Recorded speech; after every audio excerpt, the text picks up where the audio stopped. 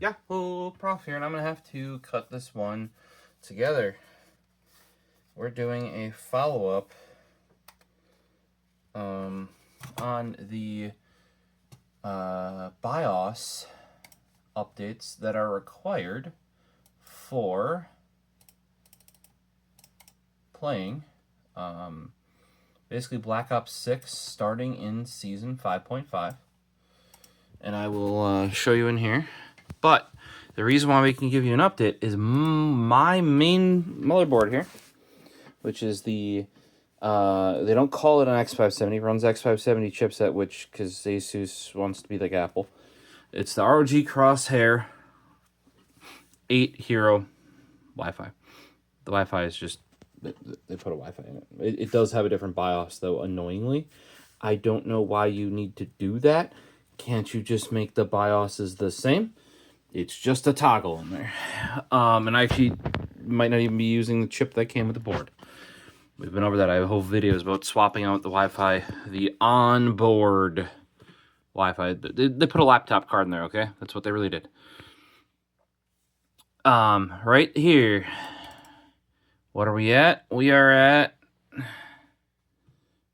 920, and that came out on the 17th. And it says, critical FTPM firmware upgrade. And you have to have Picasso, Raven, Matisse, Veneer, Renoir, Cezanne. I believe what that does is it knocks off first gen, is basically what they're saying is. So with the X570 boards, most of them had enough space to have everything from 2,000 to 5,000 on them. At least, if not 1,000 all the way up. This also may include 2,000, but shouldn't. Like, it shouldn't drop 2,000, basically.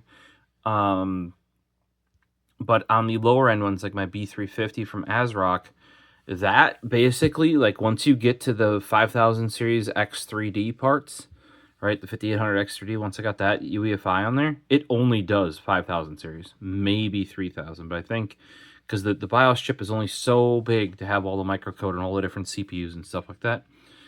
So ASUS did issue an update. They do mention before proceeding, back up your BitLocker key, suspend your BitLocker encryption to prevent potential boot issues. Personally speaking, because you're potentially changing your TPM key, if you have to reset that, and your secure boot key, I wouldn't just suspend it. I personally would disable BitLocker. So how you do that is you just go manage BitLocker. Just type in BitLocker. Here is what it looks like in Pro, Enterprise, Pro for workstations. That's big boy BitLocker.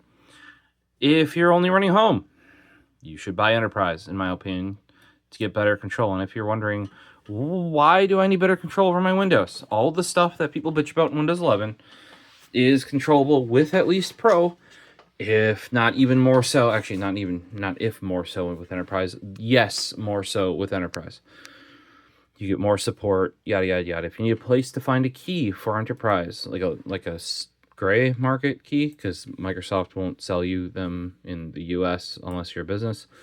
Hey, I'd buy it from you legitimately if you let me, Microsoft.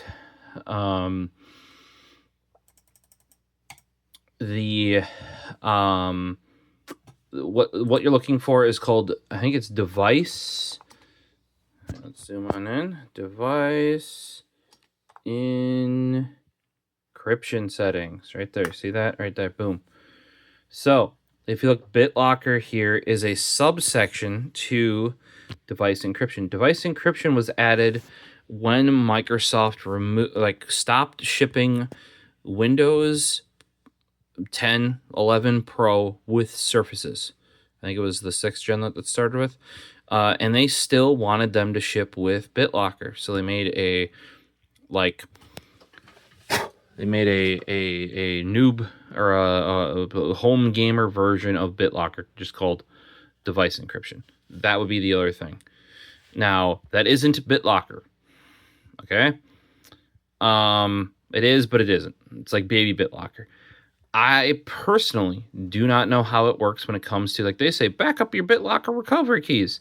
That's very easy to do if you go into Manage BitLocker on Pro versions of Windows. I am not so sure if you're one of the people out there running home and you have device encryption on. My suggestion would be just turn it off before doing this sort of stuff, because there's a high chance with it updating your TPM firmware, it may reset some of the TPM keys. And if you reset the TPM key, you'll have to reset the secure boot, the secure boot configuration, which we're all going to test. I'm going to test in this specific video and see if we have an issue. Now, we do have one big bummer, and I'm going to have to go poke ASUS about this really hard. So we may have gone over the other ASUS motherboard that I still have here, that I swapped with a buddy, Frozen Slate, because the X550, the B550 ASRock board I had was going to be a better fit for him, and I needed the X570 board so I could slap a 2600 in there and use that in the meantime until I bought a better CPU. That system now has a 5600 X3. That is my repair PC. So that is in the world's shittiest X570 board, aka the Tough Gaming X5. This isn't even like that's the line. It's just X570 Plus, and I do have the Wi-Fi edition. We've got an issue here. What does that say? We don't currently provide software utility and drivers for this model. Last update, 12.0cc. So yes, I have not been getting updates for this model motherboard, despite it being on the same chipset as this guy, right? And I have not gotten updates effectively since this, which would have been September 2024. And if you look right there, that even came late when it did come, because it came in November. So despite this board, and I know for a fact this board was sold, like a ton of these were, or maybe not sold, they were forced upon people when they needed to buy either large power supplies, so 1000 watt and up, or you wanted to buy your GPU, like say you finally get your hands on a, like your 3060, your 3080, that generation. They would bundle crap with it that you didn't want. In this case, Frozen was going to use it for his home theater PC. Now, I bought a B550 not knowing that unless you're running either some SI specific firmware on a B550 motherboard, or like pre-release firmware, that they weren't compatible with 2000 series. And you're like, people are like, oh, they never were. Actually, if you look back, I can probably find articles where there are very specific, there are at least 2 motherboards out there that have a B550 chipset and can run 2000 series CPUs. Now, they are both for SIs. Like they're like specifically for like your Cyber Power, iBuy Power, I forget which one. So what ended up happening is, sadly, I found the perfect board for my home theater PC in that B550 Steel Legend. The previous B series, the B450s, didn't have USB-C front headers. You had to go to X570. Even base X570s don't have that, right?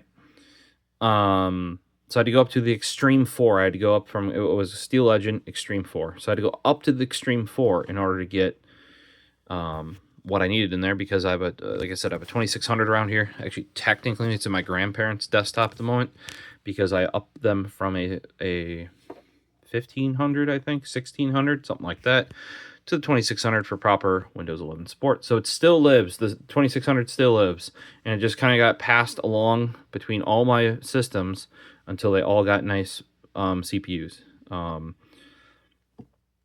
a lot of them ended up in, and even some of the other ones ended up in servers along the way. So we got Anthrax, my desktop 5950. We got Otis, my home theater PC. That is a 5700X 3D. It was a 5800X 3D for a while. 5700X 3Ds run cooler. Chibi PC. That was a 58. It's now 5800X 3D. It was a 3900X. B350 boards were designed for 8 cores, though. It did not like having that 12-core processor in there. Mostly fine with the 5800X3D. And then my repair PC dry bones, that was that 2600, is now running this board with a 5600X3D. It's going to suck when AM4 goes end of life because I'm going to... Oh, and then the server, which probably won't have to get the board replaced when things go end of life, because it's doing fine. It'll probably get this. It's got Squares' 5900 because he went from a 5900 to a 5800X3D that was in the home theater PC when I downgraded because of cooling and thermals and stuff like that. So this might go in the server eventually, but it's really going to suck because once AM4 goes end of life and is no longer updated, all of my systems are going to have to go through the same process they went through before, where it's like I build this one, and then the other one gets updated, and then you might update this again, and it goes down a tier, Like, it's nice right now to have every one of my systems on the same generation hardware. It is also going to suck when that generation gets dropped. And actually, the repair PC will probably be fine still on AM4. And maybe this motherboard then goes in the repair PC, or maybe the home theater PC motherboard goes in the repair PC. Chibi PC, I mean, think about it. It is still running a launch or near launch motherboard. I bought that with that AB350 motherboard from ASRock and a 1700X, and it is still running an AB300 except a 5800X 3D. Slightly different case, but almost the same.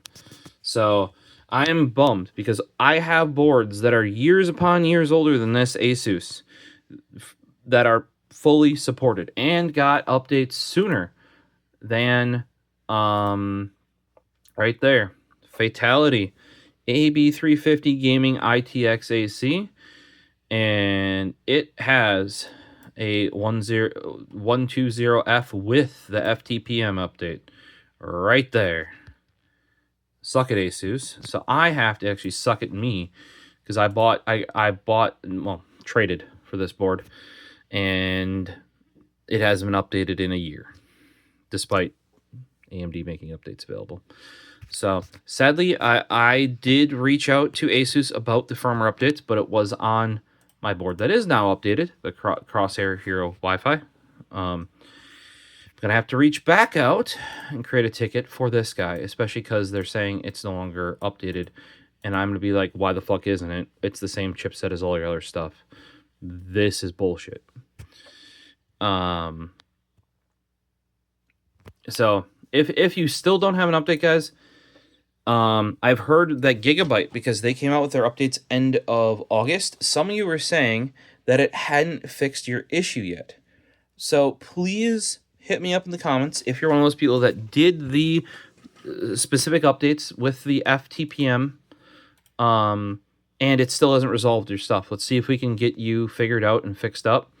So what we're going to want to do here is just smash that download button, right? And then we are going to verify, right? We're going to run tpm.msc. We've done this before. Now, people are like, what do you mean move the window over? This pane is giant for no fucking reason. Okay, grab that, move it over to the side. That is what we want. Obviously, you need TPM 2.0 to be on Windows 11. We got that. We got AMD, but right there, manufacturer version. It does not matter. I mean, I think 94 was the most updated. I had 92 before on prior to F. That might have been E or D or whatever it was.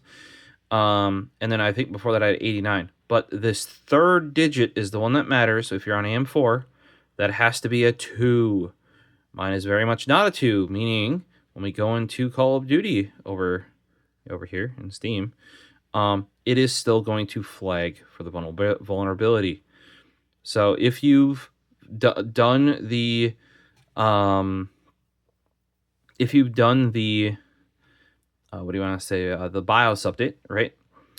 And it's still flagging in the game, first thing to check is, did your version actually go up when you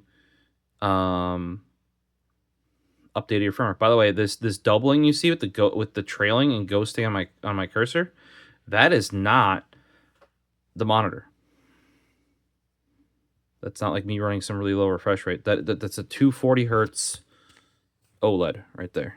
That is because we're filming at 30. Not because the display's at 30. So we are going to go here and we are going to find ourselves some Call of Dudes. Oh, also, for those of you here, if you have 3D Mark, they updated Solar Bay. There's like a Solar Bay Extreme. It's a free update. You just have to go into the DLC. So if you go here, click on DLC, and you go to lists probably. No lists. Is it in here? Steel Nomad. Oh, there you go, right up top. 3D Mark, Solar Bay Extreme. It is free to play, so that was a free edition. Never buy 3D Mark at full price. Wait for a Steam sale. Get it for $5, $10, $15 at very most, as long as it includes the storage and everything else. Otherwise, like, and I do recommend it, but people are like, oh, but it's not like real world performance. That's not the point. The point is that when you build this sucker, you can compare it to other people's, ideally your friends who have real world examples that you know are working correctly. Then also you have real world benchmark numbers, right? That when you think this thing isn't running well enough, you rerun those benchmarks, right? And you get a number, and you compare it to your original number, and if it's significantly different for some reason, you're like, oh, I actually do have worse performance. You can also do Call of Duty does have a built-in benchmark that is actually a very good, very solid benchmark. Make sure you are running it with your settings, though, or preset settings, because you don't want to compare other settings, like one set of settings to another set of settings. Like, oh, it's way different. Like, make sure you're either on a preset value or you are running your settings. Personally, since it's a game you play, I would recommend your settings. But if you're trying to compare to other people, they may not run your settings. So maybe you want to run a set with a preset, like, you know, all ultra or all low or something like that. And then also run with your settings. But you want these numbers. You want to know your Cinebench number. Not because it matters, but because it could matter. It is also a nice stress test in that, like, if you run that, and a lot of people, when you see people run Cinebench, the newest one, in videos, they are not running it correctly. They're running a single pass for the video, right? That is where you are going to get, that is where you're going to get, I was trying to catch the TPM 2.0 and bump the volume wheel. That is where you're going to get, but that threw me off. Cinebench. It either has to run, to get valid results, right? There are two things. There's a 10-minute test and a 30-minute test. I would say if you are building a new PC or troubleshooting something, you want 30 if you have the time, right? Also, if you want to keep like what I like having is the history in the text file that Cinebench poops out, right? And then your friends can give you that as well. In order to get a valid result that Cinebench will compare against different CPUs and save in its history, right? You have to at least do the 10-minute run on the newer ones. I think one's like stress test and stability test or something like that. But yes, all of that is to, there might be a, yeah, we're preloading shaders. I knew we would. Because game updated and I think my graphics driver updated. So we're going to have to let it vibe for a little bit. Updating shaders is the one time that Black Ops 6 uses more than 8 cores. Oh, also loading maps. So during gameplay and even in the menus, it's generally only using 8 cores. So I tried locking it to my second CCD because Windows be dumbio and it put like Firefox and Discord. It always chucks that on the first CCD. So I'm like, hey, second CCD wide open. If you guys are running 5950X, it's basically dual 8-core, 2 8-core chips in there, right? So Windows is tossing everything on the first one, right? And theoretically, the second one is actually like idle in some cases, right? So my thought was, what if I huck the game, in this case, Black Ops 6, on only the second CC and don't let it access the first. That way everything else will just run on the first. And the second one, for gameplay, it was fine. But man, did Black Ops 6 freak out for like the in-between. In between this menu and loading the thing up, it would try, because it knows the CPU, and it would try to engage those other cores, and process level would be like, no, bad, and it would like hitch and lurch. The other thing would be in what we're doing right now, preloading shaders. So it's not my recommendation to limit this game as much as you can literally watch it in like during gameplay and log it, right? During gameplay, it will not exceed the 8 cores, like the 1 CCD of this. So I thought it would be fine, tested it for a bit. I would say gameplay for me was actually smoother, but man, did the game hate it. And in some cases, it would crash and stuff like that, because I think it thought, like, it's trying to detect if you're messing with the processes and kind of like that. And I kind of am a little bit, just a little bit, though. Just a little bit. I'm trying to make, because Windows dumb. I'm trying to be like, I'm helping Windows. Like, hey, this is 8 cores. You're not using those other 8 cores. Just put that over there. But yeah, stuff like when you're doing shaders, it is hitting all of your cores. You might be able to hear it. That's ramping up. That's an intake. Dusty. Oh, I would like to point out, I've been vindicated. I think it was end of last year. Noctua tested doing all front intakes and all top outtakes, and then various all front intakes, and because it was 3 in the front instead of 2, it's much easier with 2 fans. But 3 fans in the front and 3 on the top, and then they tried front intake and front middle intake. Both front intake or front middle intake, like both of them, both of having top intakes with a tower cooler were better than having this as an outtake. Because basically what's happening is, if you're putting a fan right here as an outtake, right in front of that, you're just sucking the air away from it. I'm just saying, all y'all tell me I'm doing it wrong. There's a reason why they give you a top filter. Okay? Yes, and some of my actually full water-cooled builds are reversed. And you're like, what? Yes, it's rear top intake, front outtake.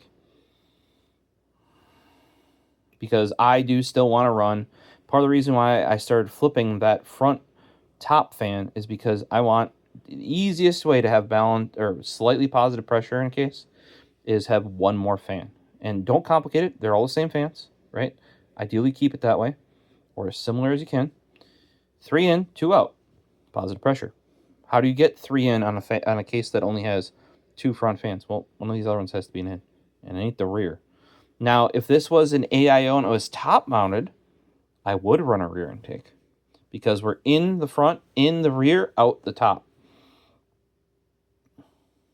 Just some thoughts while we are waiting for the shaders to happen. Let's get our free item. I don't know what it is. Free gift. Also, Call of Duty, you need to stop doing this whole, like, oh, we want to be more blah, blah, blah, and realistic and blah, blah, blah. Sure, do it, okay? But that's what you said before, and I lost my Gundam skins, which I love to this day. Love running around as a fucking mobile suit. And then you made everything in here. And then you're doing it again for Black Ops 6. There you go. Action required. Your thing does not meet, your system does not meet TPM 2.0 requirements. PC does not mean trusted platform 2 modules and secure boot requirements. It does. It does. Just not for the game. Sigh. All right. So next, what you're going to need to do is exit the game. Right? Lots of escapes. Yes, exit the game. Okay. We already downloaded. I'm running on Wi-Fi right now, guys. Yes, and sadly, once I get this running, I will have to be gaming on Wi-Fi tonight. because hot water heater died, and my networking equipment was next to the hot water heater. It's not dead. It's not dead. I moved out of the way in time, and it was very slow leak out of the hot water heater, and it wasn't a valve. It was rusting on the bottom. It's 10 years old. They last 10 years. Ours was like 10 years to the month. It fucking knew. We replaced I call it a TPM valve. I don't know if that's the correct term, but it's temperature and pressure valve. Because it had released itself.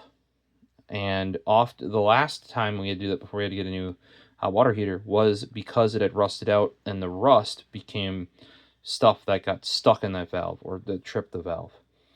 And then like within a couple months of having replaced that 10 years ago, right, we had to replace the hot water heater. And this time it was less than a month that it lasted after replacing the valve. Now remember, just because that valve goes does not mean that it's your hot water heater. And that's what our plumber said. He inspected it. At the time, there was no visible rust from the outside. But then, puddle on the floor, leaking from the hot water heater. And what is it going through to get to that where it started to pull? The networking stuff. So I moved it all. It's where it's actually going to live in the future. Not just as not nice though, sadly. But I haven't run any of the cables yet. So that's what's coming up next. We got to run some Cat 6A shielded solid core wire. Hell yeah.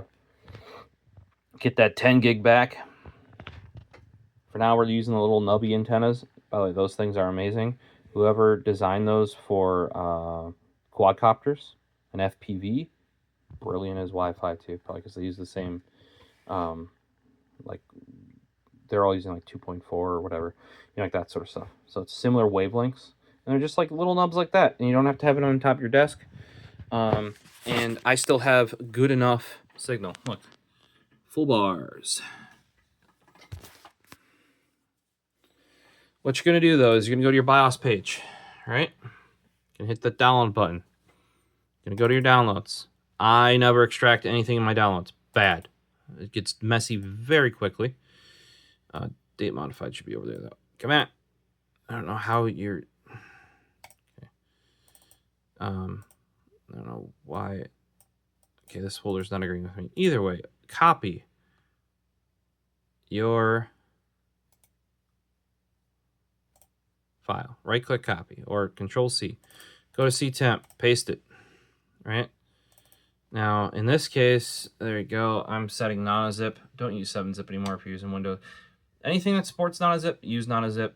Effectively, the author of 7-zip is not going to be updating the interface for 7-zip to support Windows 11 right-click menu. So you might know you have to go, if you have older 7-zip, you have to go to Show More Options, and then it would be in this menu. But, oh, look at this. Non-zip, it's right there. Like they actually care about you. So you copy that to CTemp and extract it. And there it is. You need that .cap file. All right. Now, in order to install this, you need a 32 gigabyte flash drive or less. Why is that? Because it needs to be FAT32. Now, technically, that limitation has gotten lifted or is planning to get lifted in the latest builds of Windows 11. I wouldn't fuck with it, personally. Effectively, anything 64 gigs and bigger is going to automatically be made exFAT. That's not what we want. We want FAT32. BIOS. Pull it out of here. I keep all my BIOSes on here.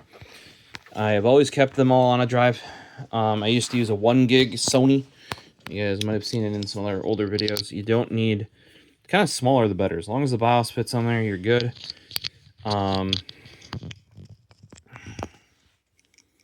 Pop this guy into any old USB. I tend to not like the front USBs for the actual BIOS updating, but at least for the transfer, I got no problem. I feel like those USBs are backwards on this case, by the way, because of the drives facing that way. Yeah, that's just me. So there's my BIOS drive. You can see there's a whack ton of BIOSes from over the years in there. There's been a lot of BIOS updating on AM4, basically.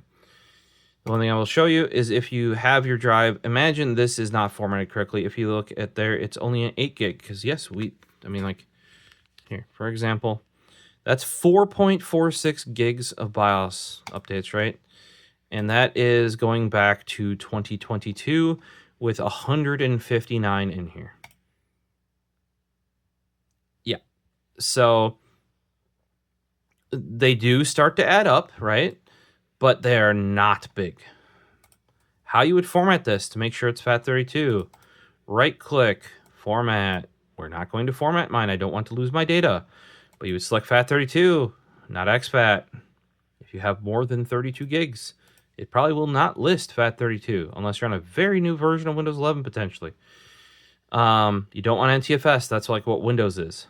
You want FAT32, right? Allocation size, just use default. It's probably fine. These BIOS files are very small. Like if you do want to faff with this a little bit, you probably want the smallest allocation size. Now, if you want things to go vroom, vroom fast, like you're installing Windows, choose the biggest one, because that means more space will be given to every file. Like as in the smallest size file on there is 64 gig, and flash drive controllers are best at large file transfers. So you're kind of like wasting space in order to make the drive go faster. But if you have a 32 gig drive and your installation image of Windows is only 8 to 16 gigabytes, right? You got room to spare. Let her rip. In this case, we want the smallest allocation because a lot of these BIOS files are minuscule, right? They've gotten bigger over the years. But so what I do is I just right click, copy, paste this into the drive. There you go. Donezo. Normally, if you were to do, the other way you can do this is not on the actual computer you're fixing. If this thing is already shut down out of Windows and ready to go in the BIOS, you can grab your laptop right here, right? And download the BIOS on there, extract it on there, put it on the drive on there, right? No problems. So now there's some prep you're going to want to do with this. Remember we talked before, disable BitLocker. I purposely do not have it on this because it is a desktop in a house. I ain't need no encryption, and fixing computers is way easier when there's no encrypted drives on it. Now, if you are worried about, say, if you have not as trustworthy roommates, or you're in a dorm, maybe you do still encrypt your desktop. You need to, at a minimum, suspend it. Personally, I might even disable it outright. Then you don't have to worry about suspending it. Then you don't have to worry about retaining your BitLocker key. And then once you update your TPM firmware, reset it, disable, re-enable a secure boot, then you can re-enable it. For those of you not running Pro Windows, it is device encryption. It's not called BitLocker. It will not come up if you search BitLocker. I don't make the rules. Realistically, though, if you're doing anything like you want your 10 gig networking, you want to do any sort of file sharing, you want to you have a NAS, you want to map drives, you need at least Pro. My recommendation would actually be getting Enterprise. I don't know if I really recommend Pro for workstations anymore. I just happen to have Windows 10 Pro for workstations that got upgraded to Windows 11 Pro for workstations for all of my main systems. Chibi PC, Otis, like home theater PC, my desktop, Anthrax, home theater PC, Otis, and Chibi PC, which is my secondary desktop for LAN gaming. And like, say if I create a thing on here and I want to play games or do something else, I render it out on Chibi PC. Like, it's fast enough hardware. So what we're gonna do, close all your shit so you don't lose stuff. Disable your BitLocker, right? That's the big thing that they were telling you about. Something that they don't tell you about is that when you update a BIOS, you lose all your settings. How we're going to get into the BIOS, the quickest way to do this, right click, terminal admin. And what you're going to do is you're going to go up here and you're going to type shutdown command. And there are arguments space /R. That's reboot. That's what we want to do. /FW. That means firmware. In that case, that means, in this case, for this type of device, your UEFI is what you're going to go boot back into when you select firmware. And then you're going to do /F, which is force. You don't have to do this part. If you're willing to wait about a minute. Well, actually, force would be basically it's not going to wait for things to close. If you have stuff that, like, normally when you shut down, it tries to, like, safely close everything. If your computer will not shut down and get stuck on that, like, shutting down screen, you might still be able to run a command to it, like WinR, CMD, or whatever. Use /F, and then what you're going to do is you're going to do /T space 0. That is time, 0 seconds. Press that. It reboots. Now, yes, that looks really bad. That is because of the light above it. I cleaned it with screen cleaner.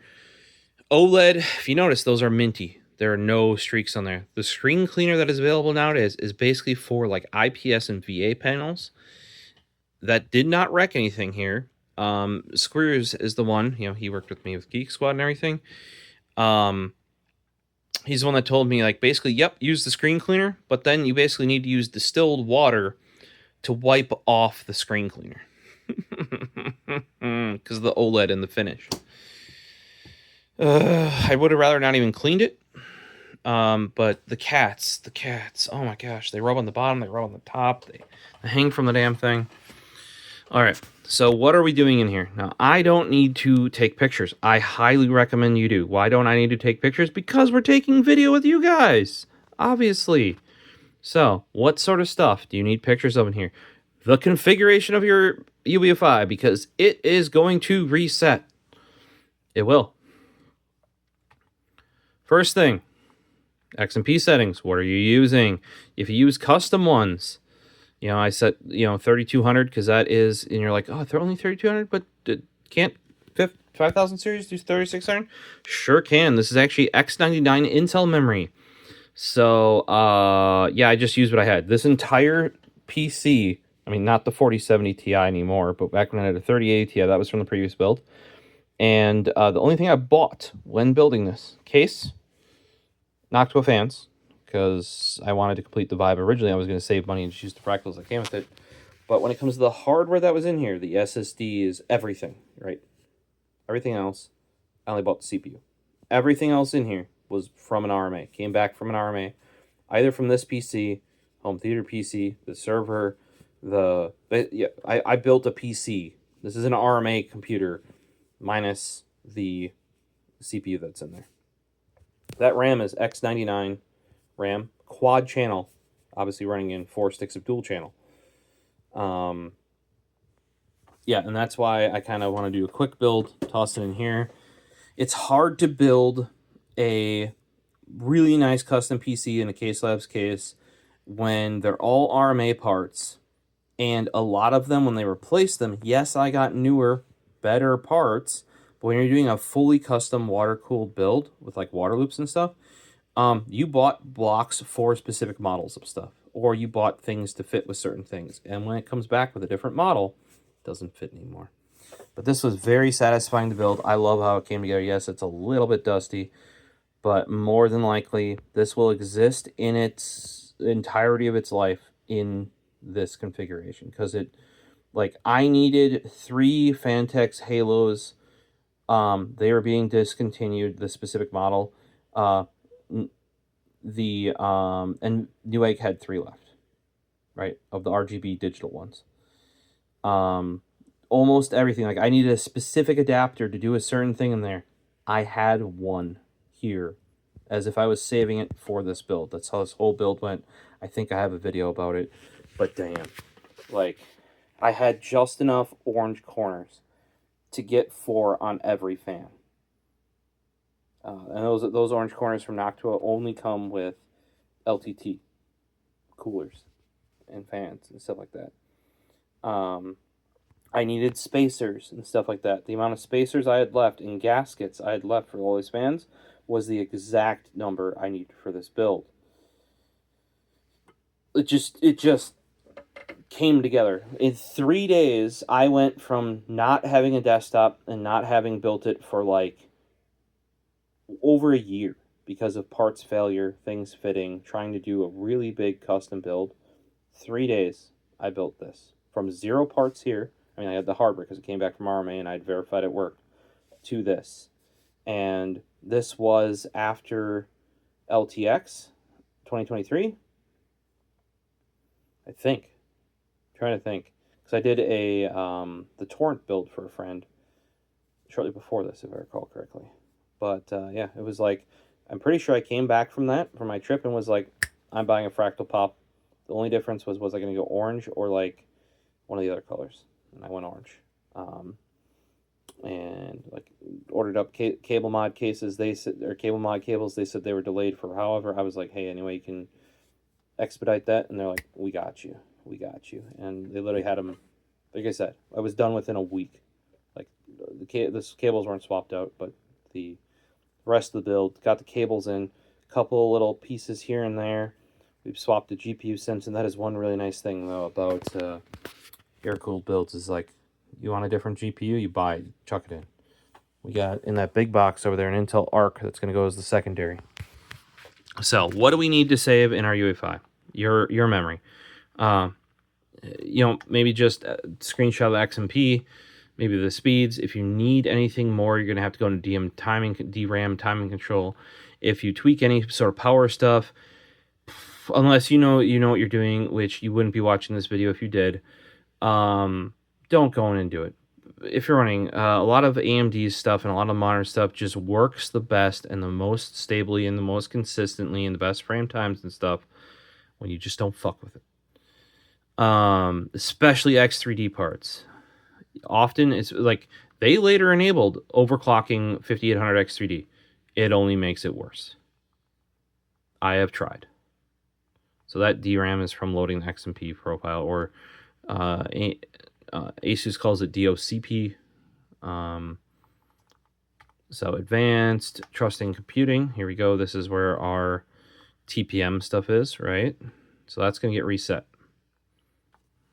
when we update the FTPM configuration, enable firmware TPM, erase in factory reset. That'll happen potentially when we do the firmware update anyway. CPU configuration, there shouldn't be much in here. The only one that you might need is SVM, which is CPU virtualization. I don't know why that's disabled. You need that for modern, that should be enabled. You need that for modern security, virtualization security. I also use this because I run virtual computers, you know, like VMs and stuff like that. So nowadays though, this is just a part of making sandboxes for security purposes. You know, so that you want on. It's often off by default. SATA configuration, in this case, I need to keep one of these. And this is laid out quite weird because it puts a name and then it goes SATA 1 and hot plug. So hot plug is for SATA 1. Then it goes nothing, hot plug, and I put enabled. What that is, and this is the stuff you got to write down. I need hot plug because this right here is a 3.5-inch hard drive bay. I hot plug 3.5-inch hard drives when this is on, and or 2.5-inch SSDs in a 3.5-inch hard drive adapter. Yeah, if you don't get this just right, it hits that recessed button. I have my optical drive in there as well. You do not want your optical drive to be like ejectable, because then you're going to go to eject the disk if you do it through Windows, and you'll eject the entire fucking drive. Then we have my games SSD, the old reliable Crucial M500 960 gig, right? So make sure you get your hot plugs, or if you don't even use the SATA, you can turn it off, or make sure you note your settings so that when you do the BIOS update and it resets all your shit, you can change it back. HD audio controller, we ain't need none of that. If you don't need it, turn it off. like Realtek LAN, Intel LAN. That's the onboard here. We have a 10 gig Intel X550 in there. Why bother? Worst case, if we do need it back, we go in the BIOS, we turn it back on, we install the driver for it. I'd probably go with the Intel one because it does save the same, just share the same driver as X550. Easy peasy. I do keep the Wi-Fi 6 on. Often check the Bluetooth. Sometimes they have it set to disabled even though the Wi-Fi's on. Don't fucking know why they do that. Any of these other ones, like if you know based on your graphics card or some configuration that you had to lower the generation of the slot or force it into a specific generation, that was a fairly common thing when Gen 4 came out. If you used a riser cable, you would force it down to Gen 3, even if you had a Gen 4 riser cable because it was finicky as fuck. Sometimes some cards would not auto-detect as Gen 4 even though they were, so that's another reason why you might force Gen 4. Note all that down if you had to do this, right? And the easiest way to note it down is take a freaking, you got a phone picture.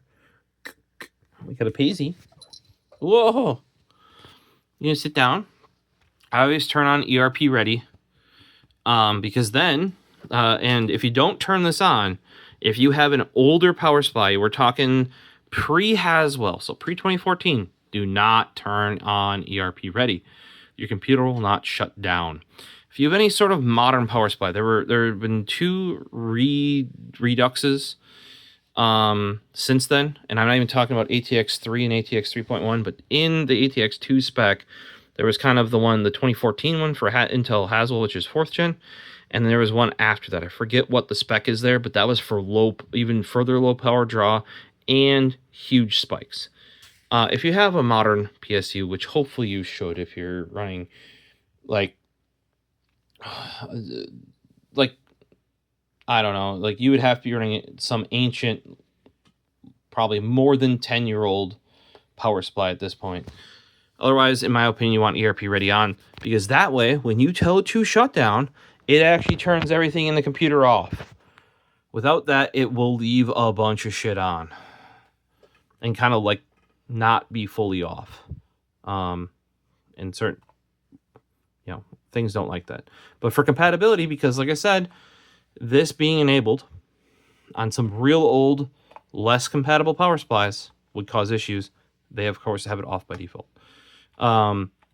If you have any sort of modern, so if you have 3000 series or newer in AMD CPU and 3000 series or newer NVIDIA graphics card, you want resizable bar, you need to have above 4G decoding enabled, which will then allow resizable bar. In this case, we don't have enable resizable bar, we just have auto.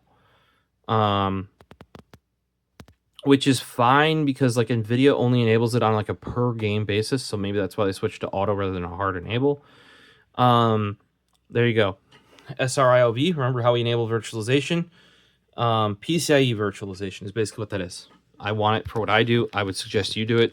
A lot of newer things can take advantage of that. Otherwise, when you have to do something later, you might be hunting through the BIOS. Something else you're going to need to actually take if you're like, I enabled above 4G decoding, but resizable bar isn't showing up. If we go over to boot, you must have CSM off. I don't know why you wouldn't have CSM off now. Ever since we had UEFI, which is this much more pretty graphical interface here, with Windows 8, you should have been running CSM off.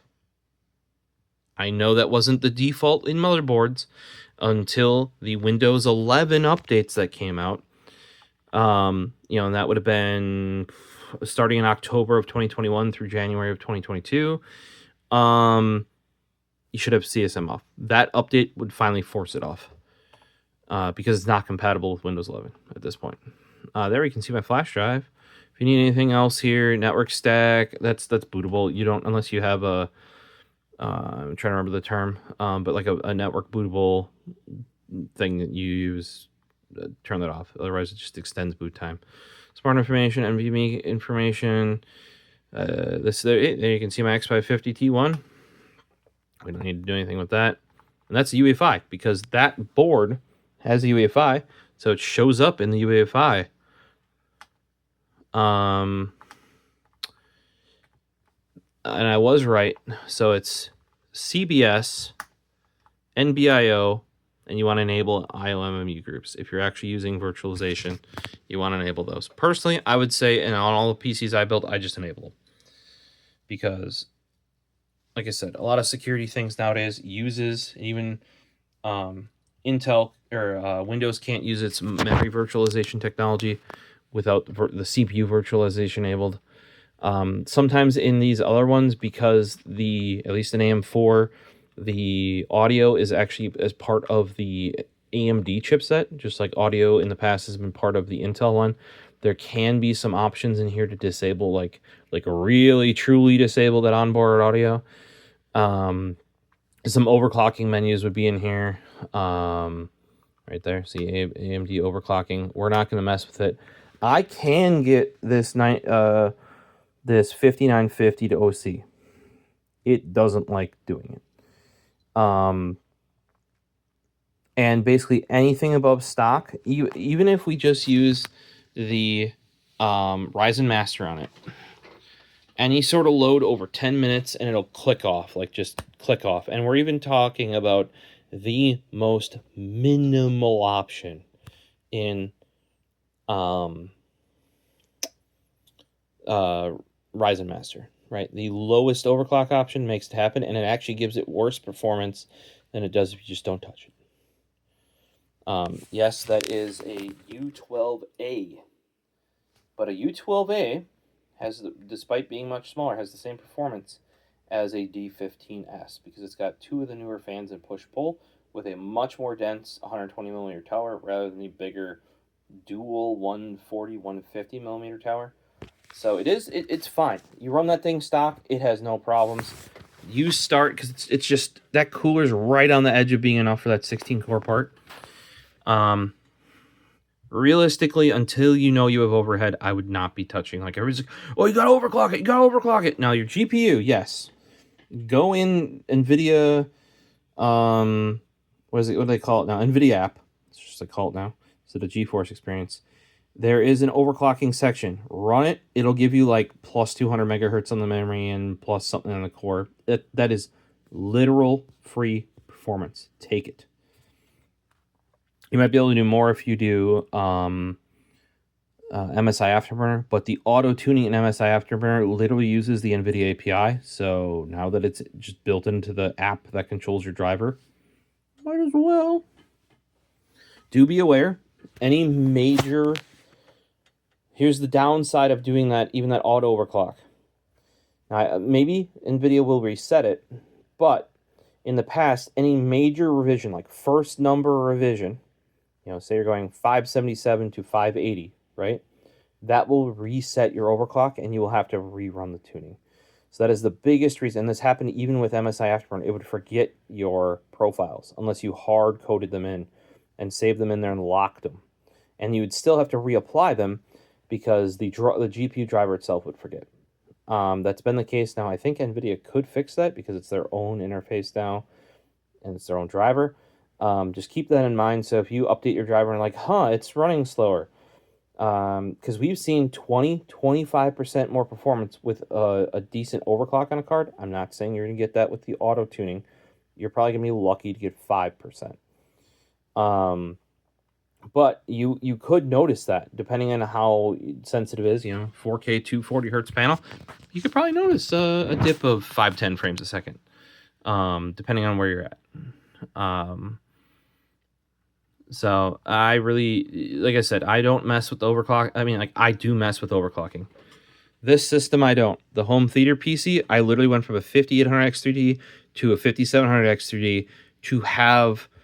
Like, the 5800X was just thermal throttling, just barely. It would drop one turbo bin when it was under full load after 10 minutes, right?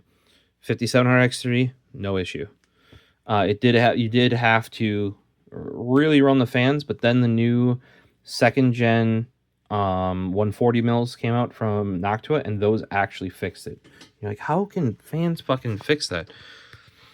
The A14 Gen 2s are a leap in performance. So in here, this section, this monitoring section is the most important for me and many of my friends because we don't like our systems being loud. As loud as you heard it earlier, that is about as loud as this system gets when under load because it was doing shaders if the GPU is not involved. And the reason why the GPU wasn't involved is I cap my menu frame rate in games at 30 hertz because why does it need to do more work? Dead. Pretty dead quiet, right? Here's the thing. You update your BIOS, it is resetting all of your fan settings. All of them. Reset. Gone. Yeah, and you're like, what? Well, how is your CPU temperature 53 and 63? It's fine. It has a 90 Celsius thing. It's fine. Okay? CPUs nowadays, they're not like the old Intel ones where hot was 45. No. That hits 90, no sweat. Like, it'll just do it when it turbos. Things work differently now. And when it comes to like 7000 series and newer, it's not even a matter of like it is always at TJ max effectively, unless you have some insane cooling on it. So then it's actually a matter of not when like okay. So we'll go in here. Q fan configuration. This is based like you want pictures and screenshots of all of your fan configs, and if you're not configuring your fan, you should really consider it. In this case, ASUS can detect the lowest fan. Usually fans will go down to 20% at least. Now these Noctuas are really nice fans. They go down to 14. I've seen some go as low as 8 because these are only 120s. The 140s will go even lower, and the 200s will go even lower. But the fan curve, very important. Something that I start out with is normally it is the lower fan temperature is 40, 20, right? And then we do or let's say 20% up at 40C, which it's basically always at with modern hardware. 50% at 60C. There's a good chance it's going to be up there, right? And then by default, normally it's 90% at 70C because 70 or 75C, 70 and 75C used to be, even in this UEFI, used to be the maximum temperature that things capped out at, which was insane because CPUs hit TJ max all the friggin' time nowadays, and they're at 90C, 95C, 100C, 105C, depending on your CPU, right? Now that upper temperature can hit 100, right? So then I do 90% at 100. That's my rough curve. I've been fairly happy with it. If you have a more complex config, that's not either just tower cooler in the middle with 2 in the front, 1 in the top, and 2 out the back, right? That's a fairly common config. Or I would flip it around. If you had an all-in-one, it would be in the top, right? And it'd be 2 in the front, 1 in the back, out the top, right? Or if you have a front rad, it would be in the front, out the top and back. Like say if you had a 360 front, and then you had a, I would do top outtake, rear outtake. I might do push pull in the front if I could, because that's probably gonna be a bigger case. But this is fairly similar. I based it off of ASRock's fan profile. Their default, solid. I just make the fan go lower because they have a fairly high minimum fan speed at the 40C. So I just bring that down to whatever the minimum, because their default fan curve, they don't know what that fan can do, right? So 20%, or if your motherboard detects it, even lower. And then I raise that upper one because 70C is not enough for that upper temperature. Raise it to whatever the maximum your motherboard will do. Might be 95, might be 100, might be 105. I have not seen higher than that, but back in the day, they were always locked at 70 or 75, which is crazy because my 6900K I used to run with full water cooling would smack 90C constantly. It'd be fine because TJ Max was even higher because I could keep it with the water cooling at 90C, and it was happy, and they got me that overhead. But this is my recommended fan curve. The other thing what you want to do is you want to add some hysteretics to it.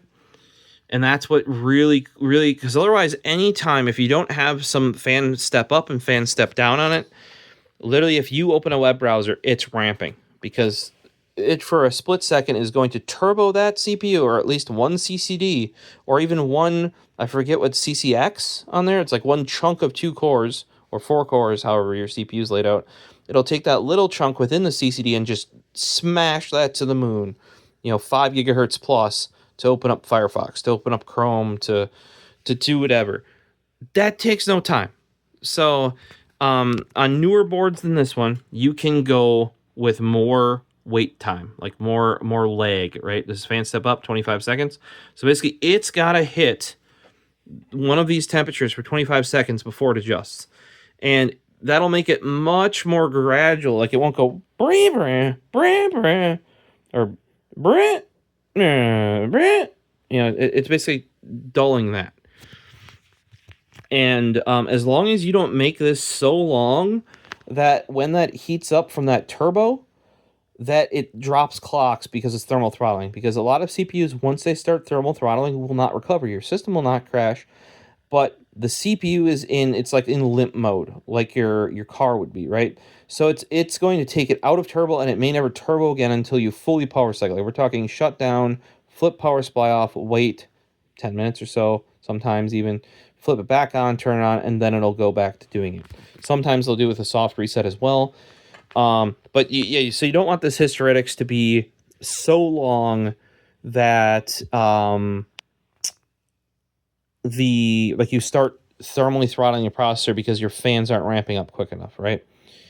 The more thermal mass you have on this, so if you have Squeers has a D15S with 3 fans, that is a chunk of metal compared to this U12A, right?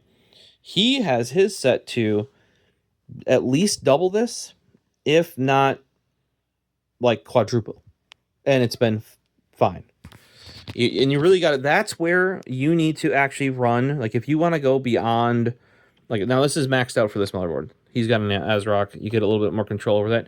Or if you want more control over this, the trick is, as much as you need a CPU fan, plug something inconsequential into it, or you can split off the TPM header. You can tap in the TPM header from your fan hub, right?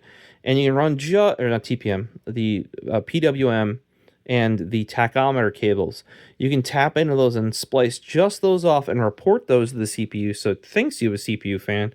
But then what you actually do is you go down and you control it with a chassis fan. Now, what benefits do you have from a chassis fan? Well, step up and step down, you can go way more. And actually with chassis fans, and depending on the motherboard, you can actually allow them to turn off. I don't know if this high amp one has that as an option. But some of these other ones, these non-high amp, the chassis fan 1, chassis fan 2, chassis fan 3, those actually, I don't really want to configure them right now. But you want to be taken, like if you've set this up before, you want to be taken, like just click, click, click, click, and then you have to put it back as best you can after you update the BIOS because it'll reset all of this, right? So what you can do is you can expand and take this to your you can basically plug your fans all into a chassis header rather than a CPU header. So here's your CPU fan. That is all these fans in this case, like the actual ones tied to the CPU. In this case, the CPU is so temperature sensitive because the fan is the cooler is just enough when it's under load. That I did decide to tie it to the CPU. Now with the chassis fan header, you could tie it to a CPU because boom, you can control what sensor it is. So that's the other benefit of using a chassis fan header, right? The other thing you can do is, like I said, you can set up the ramp up and ramp down even more. Like, I would love to put my CPU at 51 seconds if I could, right? But can't. I think I think Squeers has his at 51 for the CPU and 102 for the chassis setup. Depending on this, you gotta be careful though, because some chassis fan headers go off of the chassis temperature, not the CPU temperature, and it's not customizable like this. Then you have to be much more careful, because if you do the if you watch motherboard temperature, see it's only at 33C. It is way cooler, and even under heavy load with both smashing GPU and CPU, it's barely going to go up more. So you know that fan curve I showed you, that was like 40 and then 60C and then 100C, right? Well, if you're never exceeding 50, 55C, these fans are really ramping. You're going to cook shit. And especially if you have... now, why would you want to use a temperature sensor other than your CPU? Well, your CPU gets spontaneously hot randomly, right? It'll just, hey, I'm super warm because I did a quick task. Oh, I'm done, right? You don't need it to respond to that. If you're doing full loop water cooling or everything is an AIO, you actually really want to more treat your system as like an overall system temperature, which is where then you can use your motherboard temperature or your VRM temperature or some other temperature probe that you add yourself. There's little headers on very high, or not very high, like high-end motherboards, right? You might even put that in the liquid temperature, because that's like, if you have a full loop, that's very, like, that would be the best way to do it. Because then there's an overall system temperature, and you're not too concerned about the CPU temperature or the GPU temperature, because you know everything's cool enough, and you just need to run the fans enough to, even if you have AIOs for both, this works the same way. All you need to do is run the fans enough to, because the coolers are good enough for them, right? You just got to run the fans enough to dissipate that heat. So it's a different amount of math, right? Or a different kind of math. So you might have to change. That would be like, if you know you're only, like, you're idling at 32 and your max is 55, that's going to be some different math on that range. Much finer, much closer together range. Or you can go off VRM temps, because those will heat up with your CPU. See, they're much hotter, but they're not going to heat up as much as the CPU. But yeah, make sure you're taking pictures of this, because once you tune in your fan profile, like I have determined that on mine, this current configuration with the CPU maxed out 25 seconds waiting, like with this configuration, right, and the chassis in this configuration, which is, see, we got all the way down to 8 in this case. But that is because there's actually a fan that cools that hot swap in the basement, because you don't want you want to kill some hard drives, make them real warm. Minimum fan speed, whatever speed it goes when it's all the way down speed wise, that's what you want this lower than. So basically, if at 8% it's always at 450 RPM, it should never be lower than that, then set it at 400. A quick and dirty way to try that would be to raise this and be like, oh yeah, it's 60 degrees, run it at 8%. And it would run it at 8% right now. And then you go back to the monitoring for the fan and see what RPM that is. That's kind of a tricky way to trick it into doing that. Make sure you change it after, because otherwise whatever it is will be overheating, because it's only getting 8% fan speed at 60 degrees, right? But you want to save all this. Otherwise, when you go and do your BIOS update, if you have those configured, it will forget it. And I never remember the exact numbers. I always have to go look them up. So take these pictures beforehand. Boot config, take pictures of your boot config. Fast boot enabled. If you use sleep or hibernate, use it. If you don't use sleep or hibernate, turn it off. Also, when you're setting up your system for the first time, like installing Windows, installing our drivers, maybe you want to go in and configure the fans or do some overclocking, turn it off, because otherwise it's going to be a pain in your ass. Boot logo, it looks cleaner, but I like seeing all the devices show up, because I know what devices should be there, and I know, like, especially because if I restart this thing, it's usually for a reason. Post report, if you're running fast boot, you want that 1 second. Personally, They used to do 5 seconds with not fast boot and 3 seconds with fast boot. Ever since UEFIs came out, I went fast boot 1 second, because if it's going to fast boot, it's probably making it. And then if it's not fast boot for me, 3 seconds is what I do for the post report. Setup mode, always set it up in advanced mode. This is what we're going to be using right here, at least for ASUS, the Easy Flash utility. Secure Ice, if you want to wipe your SSDs, very useful actually for resetting up. If you're going to reinstall Windows on your system, use Secure Ice. Very useful. It actually zeroes out the drive and resets the controller, so you should have fresh, like as close as you can get to on a used drive, fresh like new SSD performance. You can save a user profile. This will save all of your settings. However, most systems, now some very new ones, I have seen keep some settings between BIOS upgrades. BIOS manufacturers need to do a better job of, if that setting has not changed, it should retain your old setting, right? And you should be able to load this profile, and then it should tell you like, oh, I loaded all your settings except these because they were changed since the last BIOS version that this came from. They don't do that. You're going to lose your profiles. So if you have one for overclocking, or if you have one for low power use, or if you have, like I have one I call first, which is the basic configuration that gets me booted into Windows, and then I have one that I tweak. Like I get the fan curves in. It's not even in here because we've been troubleshooting this BIOS stuff now for a couple weeks, right? So I didn't even bother doing the more complex one.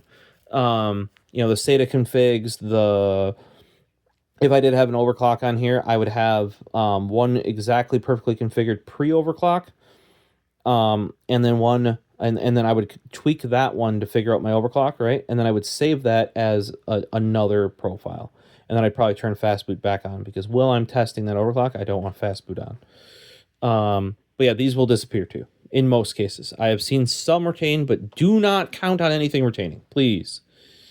The last thing is, if you have ASUS, turn off Armory Crate. You're going to have to turn it off again. The only way to get rid of Armory Crate that is from your UEFI, if it is on, and you let it install, is by reinstalling Windows. So disable it. ASRock has the same sort of stuff. It's supposed to be helpful to install your drivers for you and stuff like that. It is also a vector to get, and it's already been proven with Armory Crate. Basically, ASUS has vulnerabilities in Armory Crate, and that's in your UEFI if you don't turn this off, which then gets installed in Windows. And then because they have issues with their SSL certs, and it's very highly privileged because it's actually living in the firmware of your motherboard, not in Windows, right? And it can do some nefarious things. If you really need help, I have other videos about downloading and installing drivers. It's very simple, especially on AMD Ryzen. You need one chipset driver, okay? And then you're going to need your audio driver from your manufacturer, and then you might need your networking drivers, right? From either Realtek or Intel or Broadcom, and I show you where to get those. And well, I assume you should get those, but out of the box, it'll probably work. Turn that shit off. And when you reinstall it, ASUS always turns it back on. And if you don't catch it on your first boot, it will then prompt you. You'll get in there and be like, oh, you want to go through the ASUS Armory Crate system? I'm like, fuck. Shut down, turn off, boot back in, disable, save.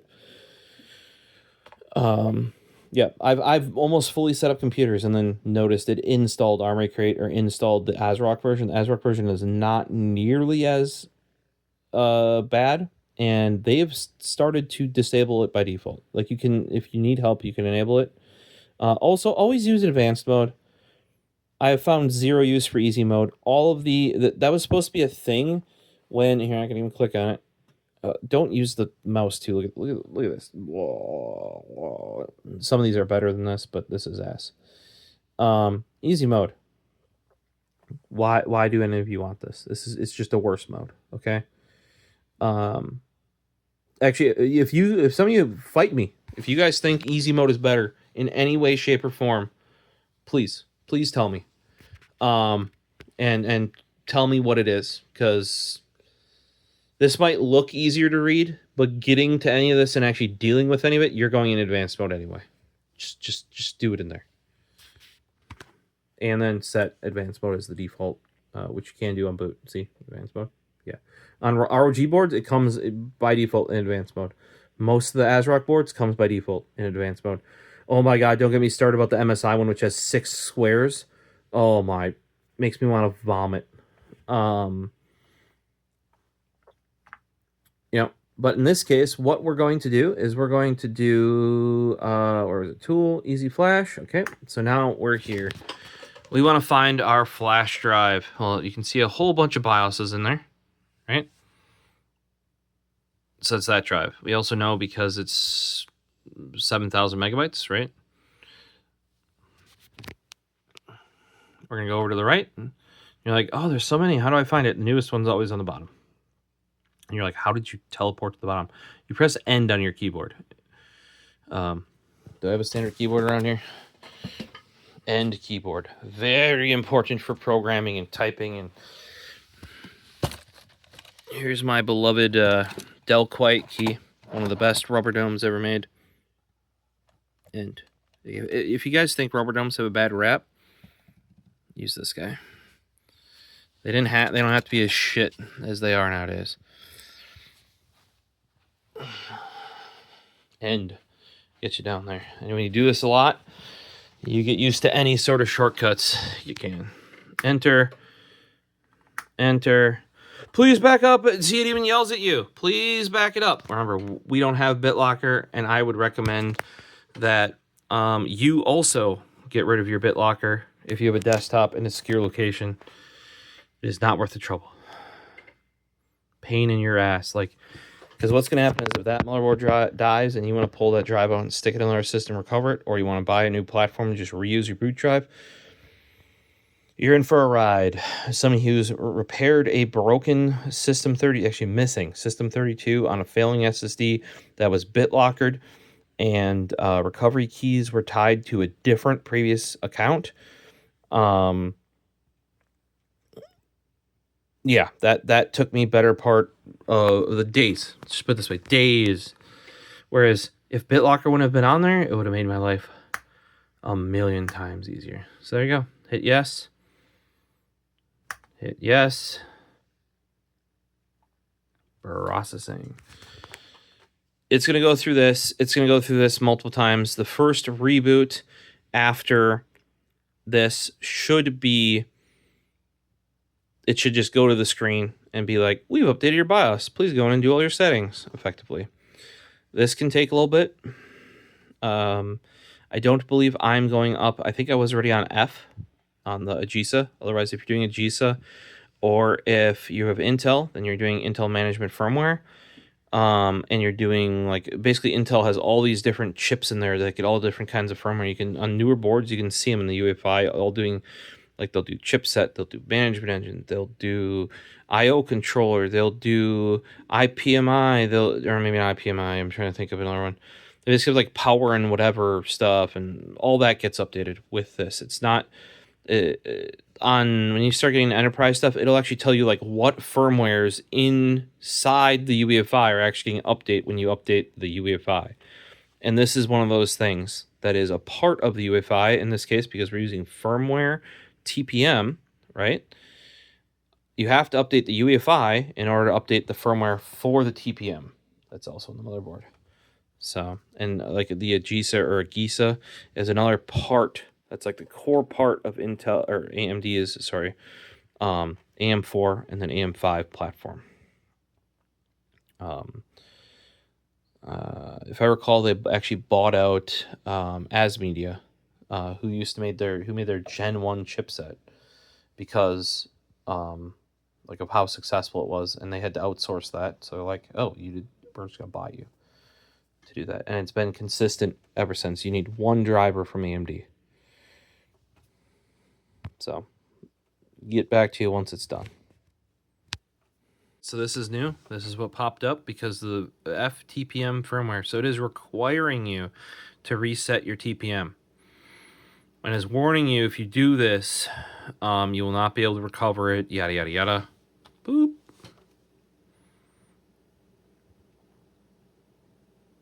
A firmware update was actually pretty quick because I wasn't going up in a GISA version. I was already on F. Excuse me. Ooh, are we back up? Is it going to tell me? Hello?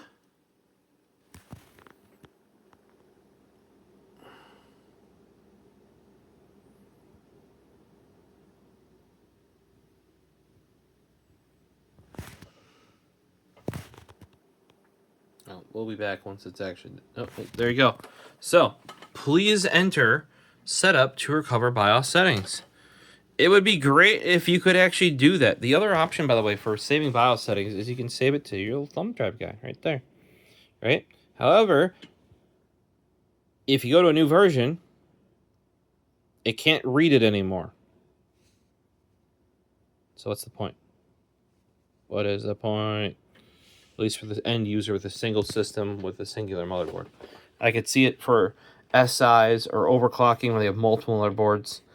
Or say you got a clear CMOS and you lose, you still lose your overclock profiles or whatever they're called, their user profiles, when you were cleared CMOS, which made them almost useless. So then that's why you reverted to using the flash drive. But for a single person user, especially if the flash drive backup becomes useless if you change the version of the BIOS, what am I recovering? Oh yeah, there you go. When Ready Configures was built, ensure set configuration in RAID mode. So they're kind of reminding you like, hey, if you did some custom configuration that's different, if you don't fix that,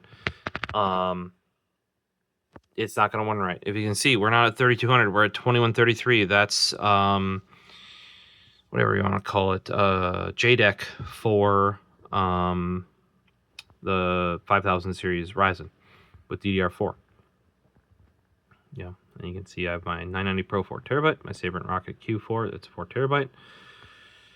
The banger of the that's a 4K Blu-ray drive that can do good stuff. Yeah, and the crucial SATA SSD that never. Dude, I thought that thing had kicked the bucket 3 times. Like we had stuff where it wasn't even showing up to systems, but she always comes back. All right, I'm going to get in here and do some configuration. All right, so we're back up. I got a clampy arm, so I don't have to keep holding it, because what is the next step? The next step is actually configuring this shit. And why is that an issue? It's not an issue. But I need hands, or at least hand. I had hand, but hands would be better. Don't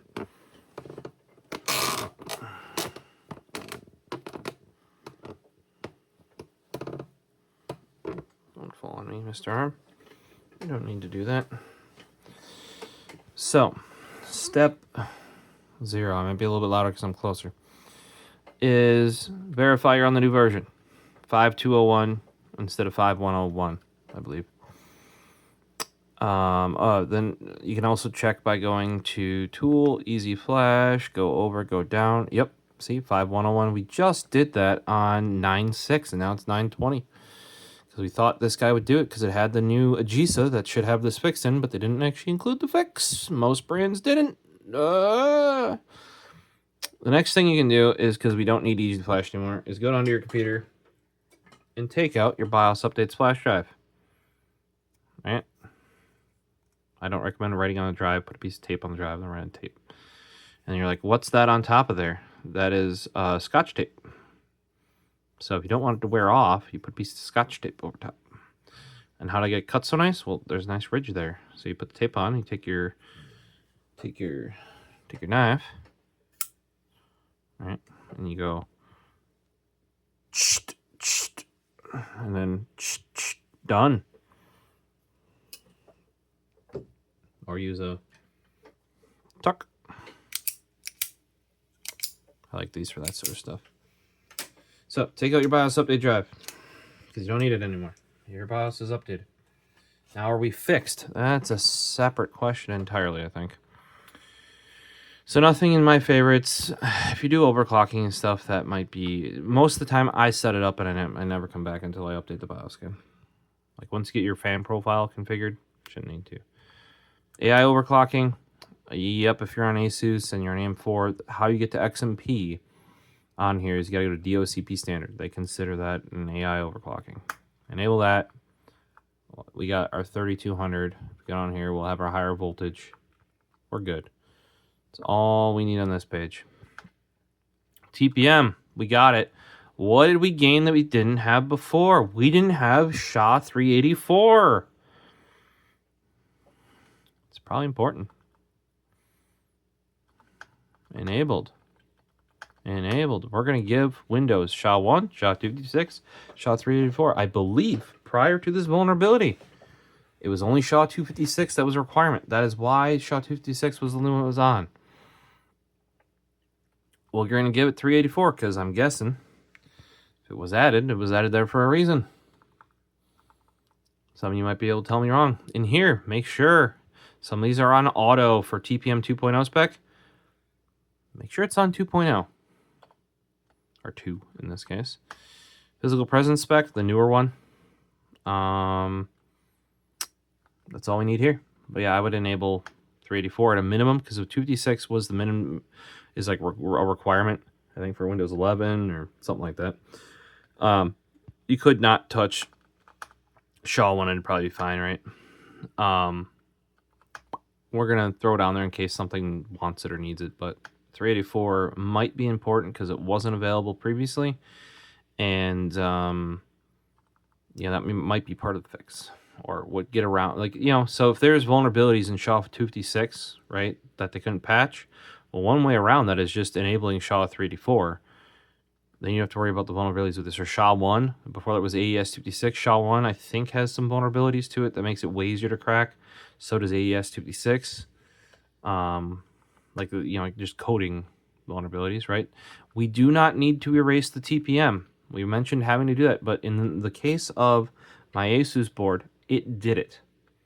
If your board did not prompt with the firmware update to do an erasing of the TPM, there is a chance that you may have to manually erase it via that menu or a similar menu. So we're going to go in here. I want SVM, which is that's virtualization. On Intel, it's Intel VEX, I think, or something like that. It's been a bit since I've had to do Intel shit. Okay, SATA port. Yep. If you don't use SATA ports, just kill them. You don't have to even install this driver for them in Windows, right? Smart self-test. Yep, that's always good. This is my optical drive. We do not need a hot plug. I know it's kind of weirdly placed, right? But it's name, settings, hot plug. Second one, no drive there. That is because I need to be hot plugged. That is my hot swap. Then we have the SSD for... that's my Crucial SSD, and I do have another one already wired up with a cable back there if I want to run 2 SATA SSDs. And I actually have a pair of, I think, 860 EVOs that have been bros for most of their life that might go in there if I need more space for games, because most games do not need NVMe SSDs unless they have direct storage, and you need to have an NVMe SSD effectively to take advantage of that properly. In my case, though, we actually are starting to hit download speed limitations when using SATA SSDs because I have 5 gigabit fiber. And that's not the latest gen. So, like, the very last gen, like if you're talking 860 Pro from Samsung, that'll do 550 by 500, right? That generation is 1 generation older. So, it's like second or third gen. If the last is 4th, it might actually, last gen might be 5th. Either way, it's 1 full generation behind that. So writes on that thing are only about 400 megabit.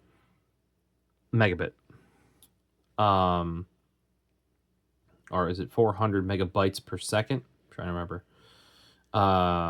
And then reads are 500, I believe, not 550. So, and you're like, oh, that's not that big of a difference. They also, with that, come with a lot more, like, random performance and a bunch of other stuff. But I've actually proved it that when it has to install the game to this drive, it actually like restricts Steam's speed to do so. So like Call of Duty, which is the one that I update all the time, right? And I want to play regularly, and I want it to finish faster, and then it has to do all the shaders and stuff. That's my most played game, right? That I do still put on my boot drive. Like I said, once this drive dies, I'll probably go to full-on NVMe everything. But she's still kicking. Auto controller off. I ain't need none of that shit. When system is in working state, if you go down here, right? I don't want RGBs. Oh wait, I do. No, my RGBs are case controlled. Yeah, so I want stealth mode, which is no aura only, aura off. Functional LEDs behave normally.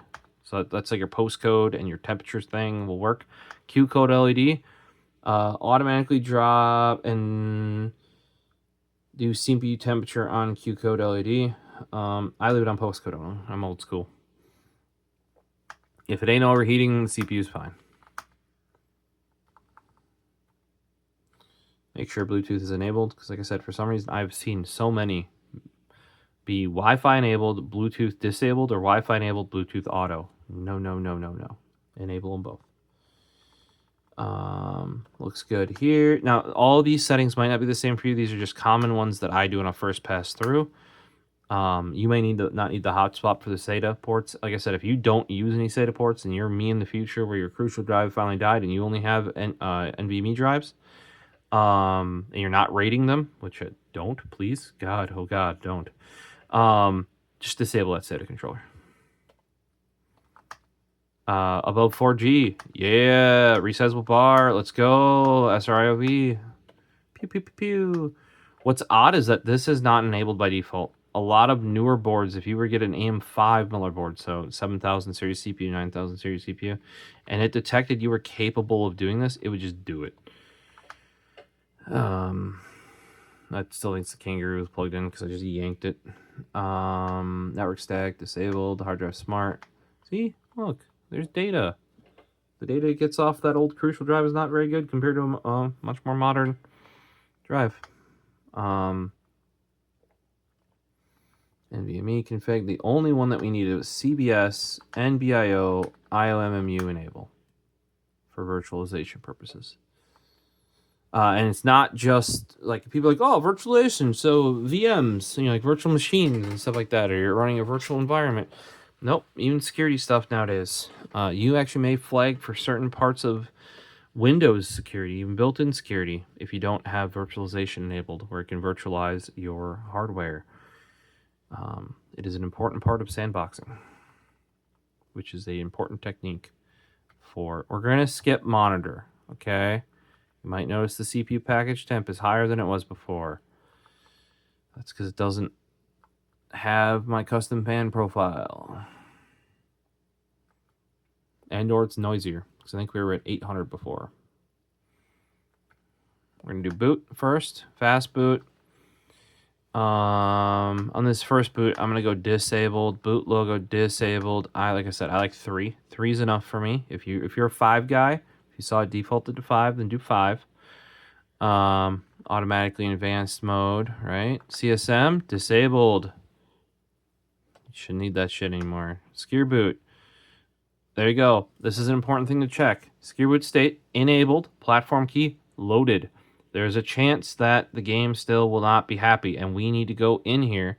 And what we actually have to do is key management, clear all secure boot keys, and we will have to load the default keys again, because there might be new keys because we got new TPM firmware with new TPM entries. They kind of work with each other. Now secure boot is definitely not the only thing that TPM is used for. They talked about BitLocker. It can also be like you cannot do pass keys via a like fingerprint reader or a face, because I have like a Windows Hello Logitech Brio camera there, and you can also get some from, what was that other brand? Nexigo.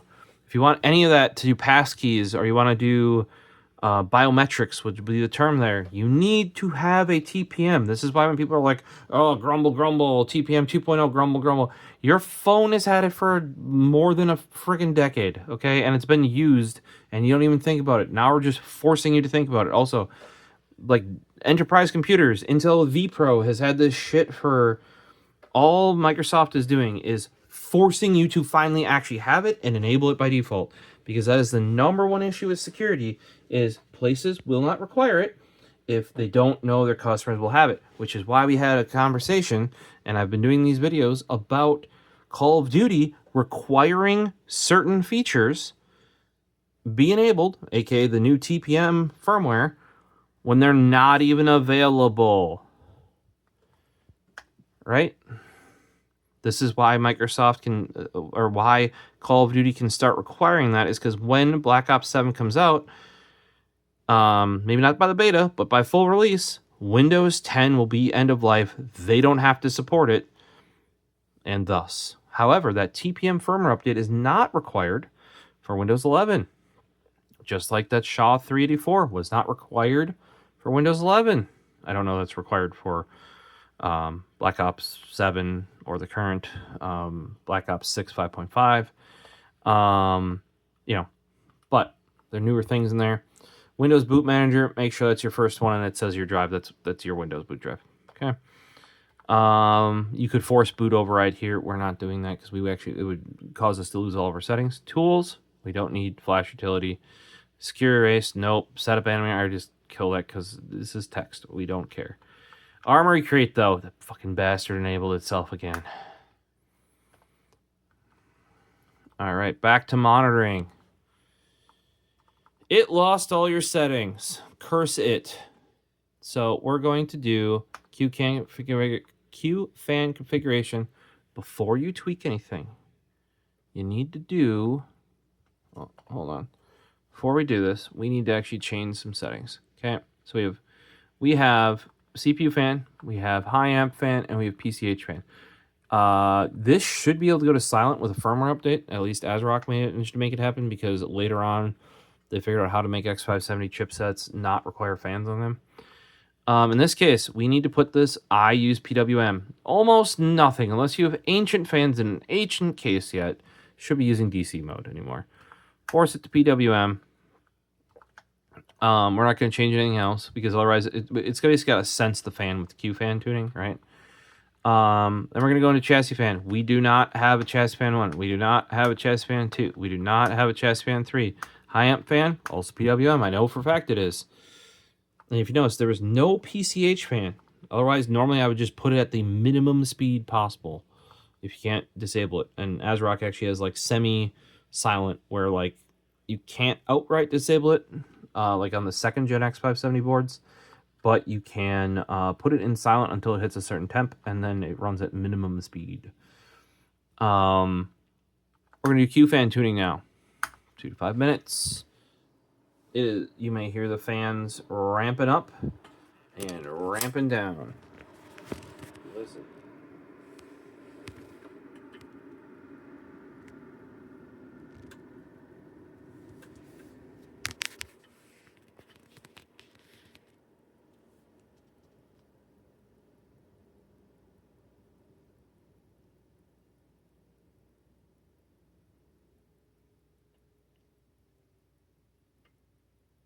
They may even turn off, as newer motherboards have the ability to turn off fans.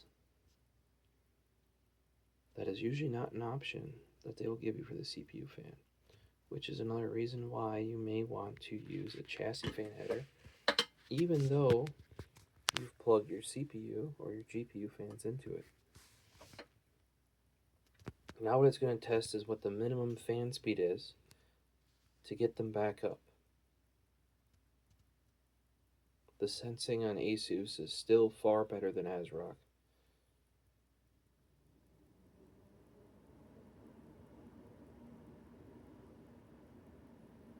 ASUS can actually figure out, because a lot of fans, if they slow down the speed, can idle lower than what they start at.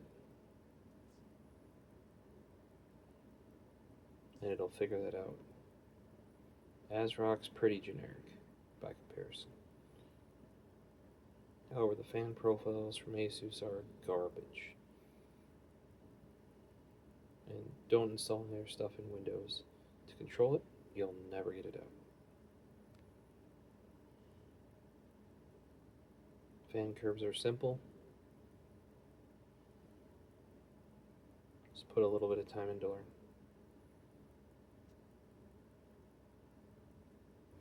Alright. So, surprise, surprise.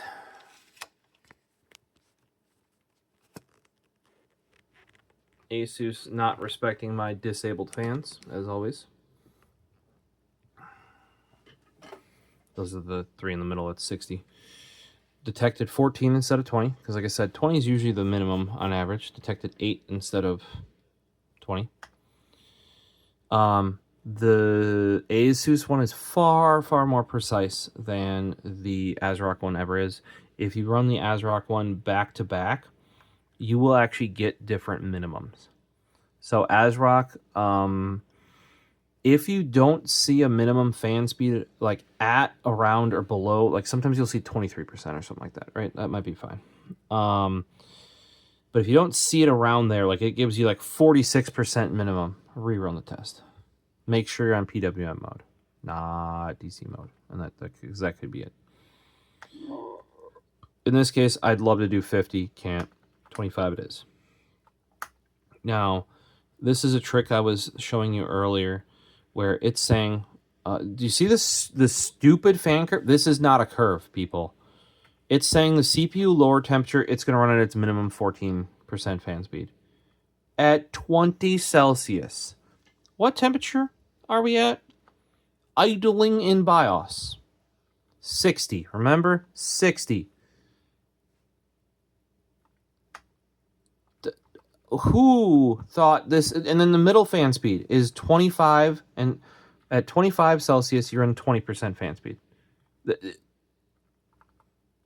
That just won't happen. It just will not happen. And see, upper temperature. So this fan curve is still from basically Haswell or Skylake era Intel is where they're pulling this, or from Bulldozer era AMD. Complete horseshit. What we're going to do to test what the minimum fan speed is we are going to set at 100C 14%, which is the minimum. Can we do 14? 14? Yeah. What? So it doesn't let us run lower than 20? Okay. Well, that's so if you can't change the one up here to be 14% at 100C, what you can change is the lower fan speed to be at 100C. Right? And then all these are 100C. Can we set this to 14? Nope. But what we can do now is, now that it's 14% at 100 speed, because that's the first step, right? We go back, and at 14%, that is 318 RPM. So what that means is our configuration here, minimum fan speed, 300 would be cutting it, because 318 is, you gotta remember, Noctis fans are like, what, plus or minus 10% or something like that? 10%, like, we're getting close, and the 10% is not of the 300, it is of the maximum fan speed, which on these is either 15 or 1800 RPM. So that's potentially 150 to 180 RPM, and this is 318. So that would be a difference. We might be plus 18, which would be 100, 180 if we knock that zero off, right? So 300 is a little bit close. 200, yep. So if it drops to 200 RPM or below, something's up. I would agree with their assumption there that if you do that, something's probably up. So I do upper temperatures 100C with 90%. Okay. So even at 100C, 90%, because I am confident in my Noctua fans, 90% of my Noctua fans being able to keep this CPU at 100C. That's like your upper. And you can actually test all of these, by the way, because if you smash this thing with Firmware and like Cinebench at the same time, or Prime 95, and you create as much heat as you can, or you put it in a gaming load, right? What you can do is you can figure out, if you want to spend the time, what percentage fan keeps it under what temperature you want to maintain, right? Now, the issue then becomes once you go to, like, this used to be a technique I used. However, when it comes to 7000 series CPUs, you cannot keep them cool. They will always hit 95 Celsius, right? So it's just a matter of how loud you want your PC to be. Because this is no longer a temperature curve, because the CPU is hitting 95C. This is where you have to go back to using the chassis fan header, because then you'll at least have some variance there, right? Whereas with these newer AMDs, they just ping and hit 95 and peg it. And it's just like, yep, if you give it more cooling, it will go faster at 95C or slower at 95C. It's not technically not a temperature and fan speed curve, because you're always at max TJ max of that CPU, unless it's overheating. So, but you're always turboing, but you would think you would want to maintain the top turbo. So tuning that is its own ball of freaking wax. This was here. This is 40C. This was 60C, and then in the middle was 50. So at 60 Celsius, which is what this thing's idling at in BIOS, we're using 50% fan. It's happy there. Same sort of thing with chassis, right? It's a little bit easier because we're not gonna. Well, I mean, we could mess with it. Here we go. Let's do lower temperatures, 100C, right? And it said, that's chassis fan 3. Ignore these. Remember how I told the configuration to disable it? No, it turned it back on and put them in DC mode, even though they're disabled. Great job, ASUS. Quality software. Okay, we're going to put that at 102 seconds because that's what I like for latency there. CPU is probably fine. Realistically, I should use that T sensor and put a temperature sensor in that hard drive bay. It's for another time. 8%, but we're going to raise that up to 100C. And then we're going to go back here and see what 8%, which is the minimum of that fan, is. Remember, it was high amp fan. 8% is 545, 517 RPM, 516 RPM. Okay, let's see here. 515. Okay, we're going down. 14. This thing slowing down.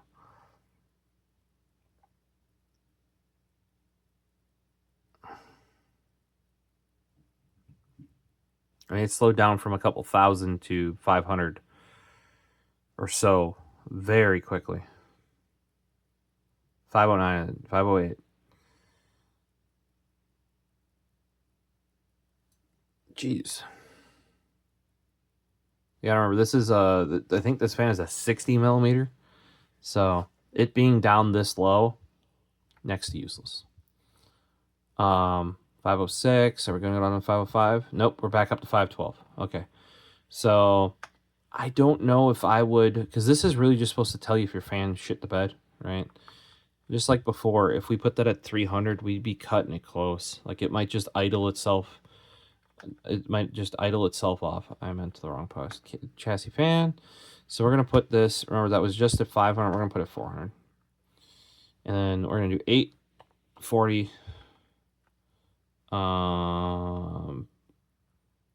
50% at 60 and 90% at 100, because normally that would be 90% at 70. And I'm sorry to tell you, but ASUS, you need to update this, because yes, 70 at one point was the max temperature. That stuff could be at 75 maybe, right? A lot of high-end CPUs idle at more than that now. And you cannot go more than 100. If you do 105, nope, drops down to 100. And there are AMD CPUs with TJ maxes of 105. You should at least be able to put that in. I don't know if they're on this platform though. So that's done. We got our fan control set up. We got our boot options set up. We got our Armory crate killed and taken out back and, you know, put in the dumpster. We're going to set a user profile here of, I just like first, this is my like first base attempt. You might do less changes. I actually recommend less changes. Yeah, like if you're worried if your XM, like the very first time you boot this, I would probably do, like before you even have Windows installed, right? Like not when we're doing something like TPM like this, but like when you're first installing it, I would probably do XMP first, make sure it does it.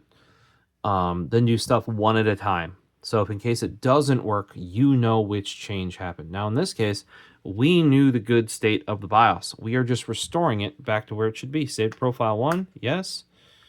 And we're going to save changes and reset.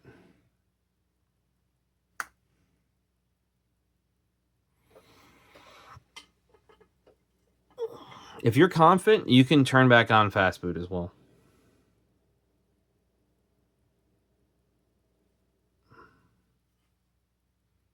In my case, until I confirm that that TPM module is updated, I am not turning fast boot on. But at least for my configuration, since this system has less tweaking than many, because it's, we've discussed that CPU is right on the edge, and I know the configuration of the drives, and you know, like this thing's been running happily, right? We know a good configuration.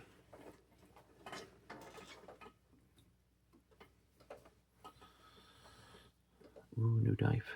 Oh, with cat fur in it. Cats, how dare ye get cat fur in my new knife. I've played with new knives so much I have a bruise on my fingy because they made this part very pokey, the flipper. Like it's like legitimately pointy. I feel like they could have been wider and at least less pointy, but you gotta push it this way. So you go. Pin no longer available due to change in security settings. So if you even want to use like a pin to sign in, right? You can't, because that was tied to your TPM. So a lot of these features that you guys were using in Windows 10, you didn't know it, but you were using that TPM. Everybody's like, oh, I gotta have a TPM 2.0 for Windows 11. Yeah, you do. All right, let me get in and we can take a look at the TPM firmware revision version. All right, password's in, we're going in. Sadly, because of this TPM firmware update and TPM reset, I am going to have to reset up my Windows LO and my PIN. So we're probably gonna have to use the password to remove the window. Well, you're supposed to use the PIN to remove the Windows Hello, but the PIN doesn't work, which makes Windows Hello not work. So I got to remove both of those basically. Normally you'd remove Hello, then PIN, go to just password, reboot, or at least sign out, sign back in, and then you would re-enable the PIN, which would then re-enable the Windows Hello. And you guys might get to see me do that actually, because I didn't remember that as being a part of this. But there's so much security stuff in Windows 11 nowadays. We are going to do, this is tpm.msc. We talked about this earlier, right? We're going to punch in again. I can't see it because this guy, I don't know why it's like this. Whoop. Is that a 2? And we went up even more because we were at 49 before. Now we're at 54 with a 2. That's the important part. By the way, it could be 3. Whoa. It let go. I didn't realize that this was not as on tight as I thought it was.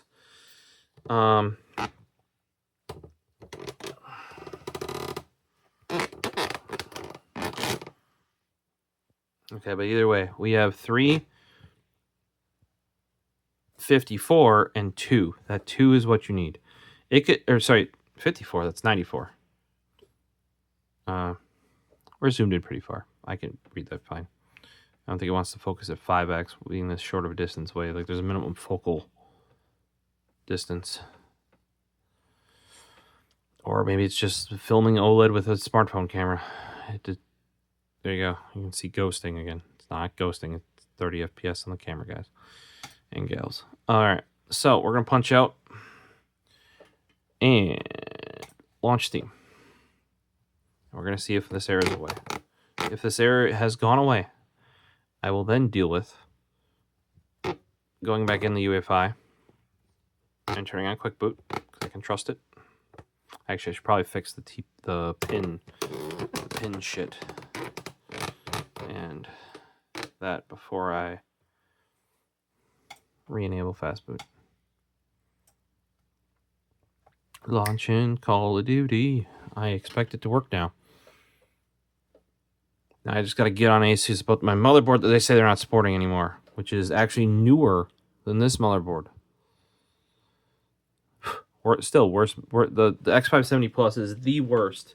I saw somebody like actively choose that for like a I think one of like either in the ROG rig reboot things or like on Linus Tech Tips, or it was like one of their employees that chose it, and I'm like, you would have been better buying off a B450, not even a 550 motherboard, a B450, a mid-range B450 motherboard has more features than that X570 Plus. And even if you get the Plus, by the way, the Plus Wi-Fi, those used to be a $10, $20 adder. I think the Plus Wi-Fi during that weird time period, it was like a plus $40 or something insane. Whoa. Not this. I don't care about that. I don't know what I just clicked. I don't want to play Warzone. I want to play Warzone. What I do want to see though is nope, that's Warzone. Get out of Warzone. Bad. Give me multiplayer. Gosh darn it. I don't know why we're only doing 22 FPS though. Where's my multiplayer? It used to be right here. I guess. No, that's Warzone. That is Warzone again. Where is multiplayer? There you go. Oh, we gotta go the long way around. Vomits. All right. We are in, and what I wanted to go is this bell icon. What do you all not see there, I tell you? TPM 2.0 warning. So, something I can tell you is if you guys have installed your correct BIOS update that supposedly fixes this, check it with tpm.msc. Make sure you got that 2.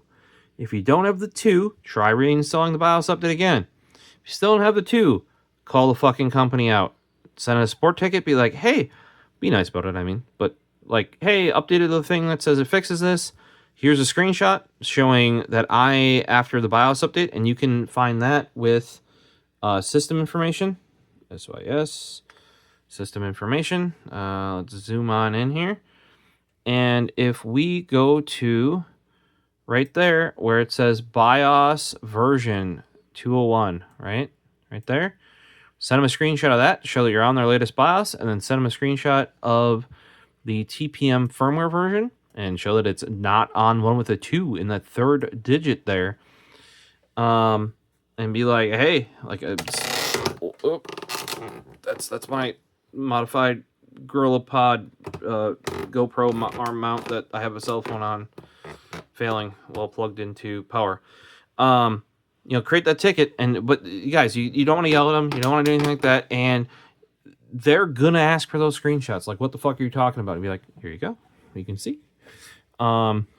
If you have a second, you might even be able to send them if you got Windows 11 already, 24H2, you got the new Snippy tool.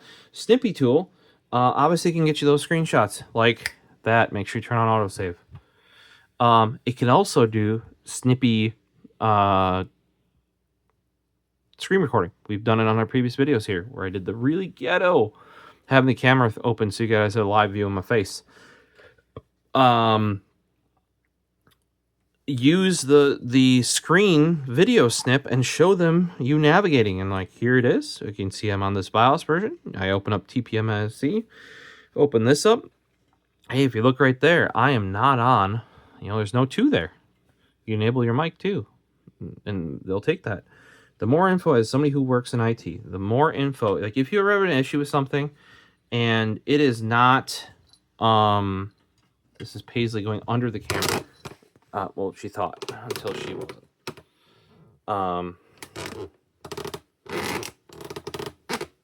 It's just gonna keep falling, isn't it? And all of you probably want to see the kitten.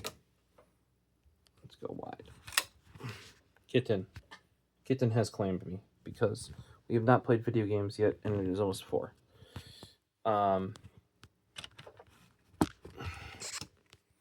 And she expects anime by 2.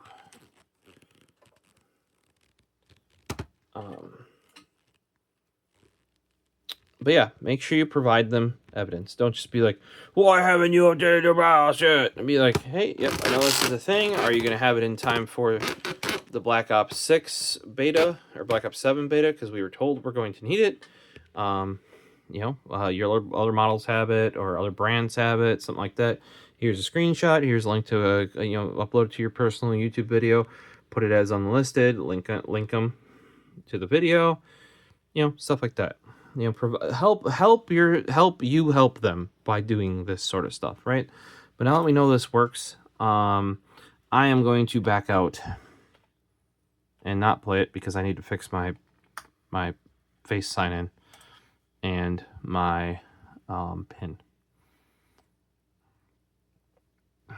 I highly recommend you do not use a Microsoft account. Now that would have automatically backed up your BitLocker key, but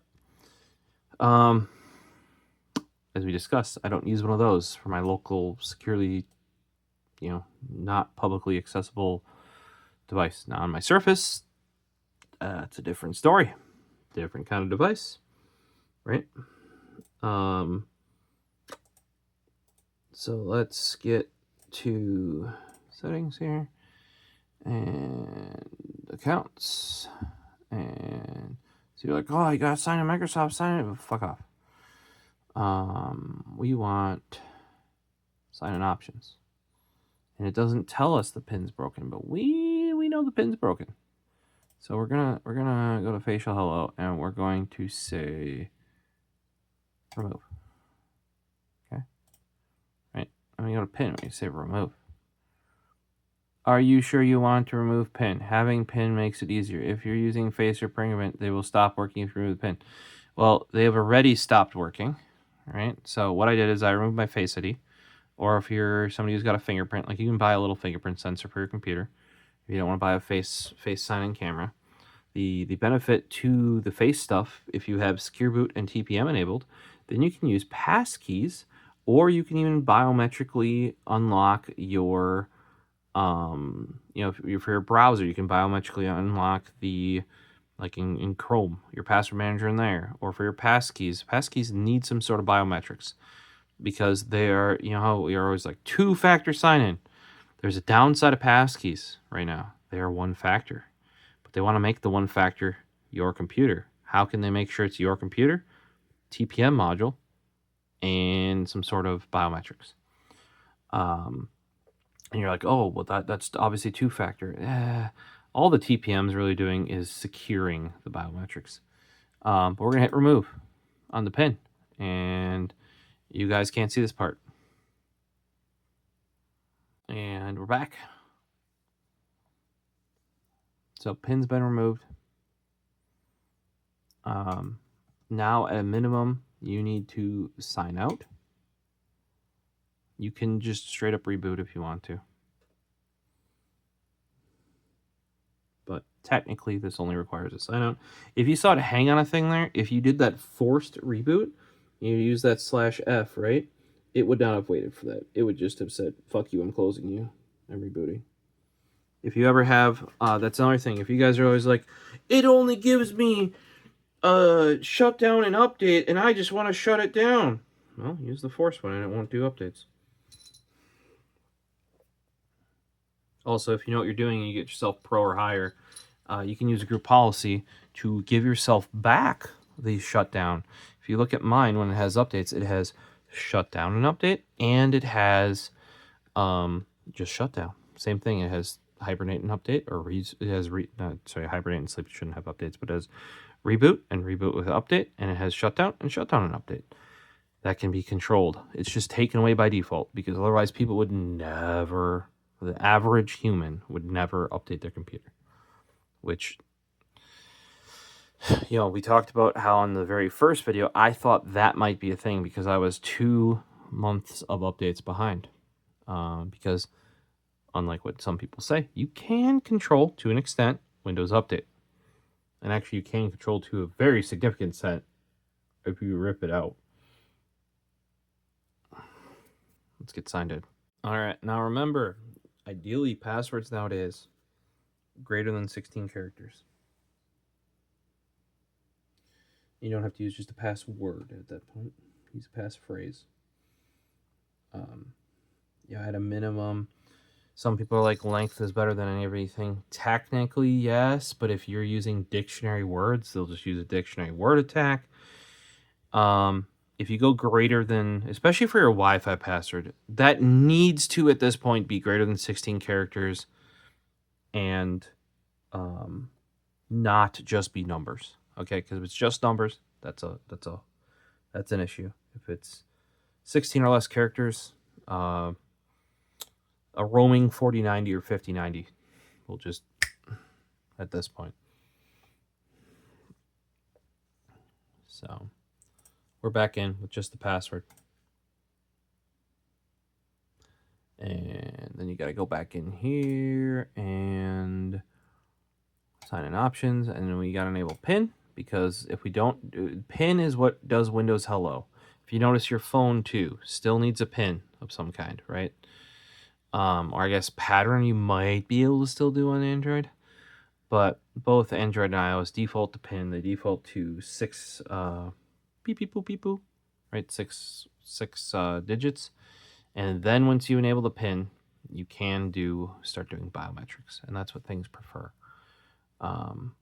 I actually don't know. I've never tried a modern smartphone. Like, say you take a Pixel 9 Pro, like we're filming this on right now, and you set it up with only PIN. I wonder what happens when you try to sign into apps that authenticate with your fingerprint, like just to get in the app, right? I mean, it's not something I would ever do, but would be interesting. I'm gonna get this set back up. All right, face is all set up. I usually run it once, do improve recognition. Now we have all the bright lights on in here. That you want to do it initially in bright lights. On my Surface, I did do the enhanced facial recognition protection. I forget what that changes. It might have to use IR or like stuff like that. For a while there was Windows Hello without the infrared, right? And stuff like that. Don't get a proper Hello Ham. I mean, I basically disabled that. The other thing is down here, besides the PIN, they do have picture password. That had a huge vulnerability for a while. I would never do that. Never do picture password. 5 character PIN is like the minimum. You may want to do more. You can do special characters. It used to be when that was first introduced in Windows 8 that you could do 5 characters only. Password, obviously password works. I have a local account. I don't have a Microsoft account. So that is the default way to make this work. Things get messy if you want to start doing stuff like RDP and you're using a Microsoft account. I used to deal with it with Windows 8 and early Windows 10. Now we're on Windows 11 and it's like, no, not happening. Also, I used to, like, the OneDrive sync used to be useful. Like, it would sync around your Windows settings, right? And then I had a computer have issues. And you know what OneDrive kindly did? It synced those issues to all my other PCs. And that's when I was like, nope, I will set them all up individually. And then, because like that caused way more issues than it could have ever helped, right? if you're setting up like a server or a system that you're not going to use, like say you didn't have Windows Hello and you just had a password and you never wanted it to turn off, or like like I used to configure all my desktops to never be able to sleep or hibernate, always be on unless they were off, right?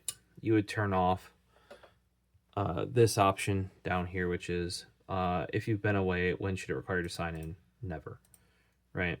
And then there's dynamic lock. I do have this on my Surface where it says when you walk away, it'll automatically lock. For my desktop, I don't want that. Like, I basically don't want it locking unless I tell it to.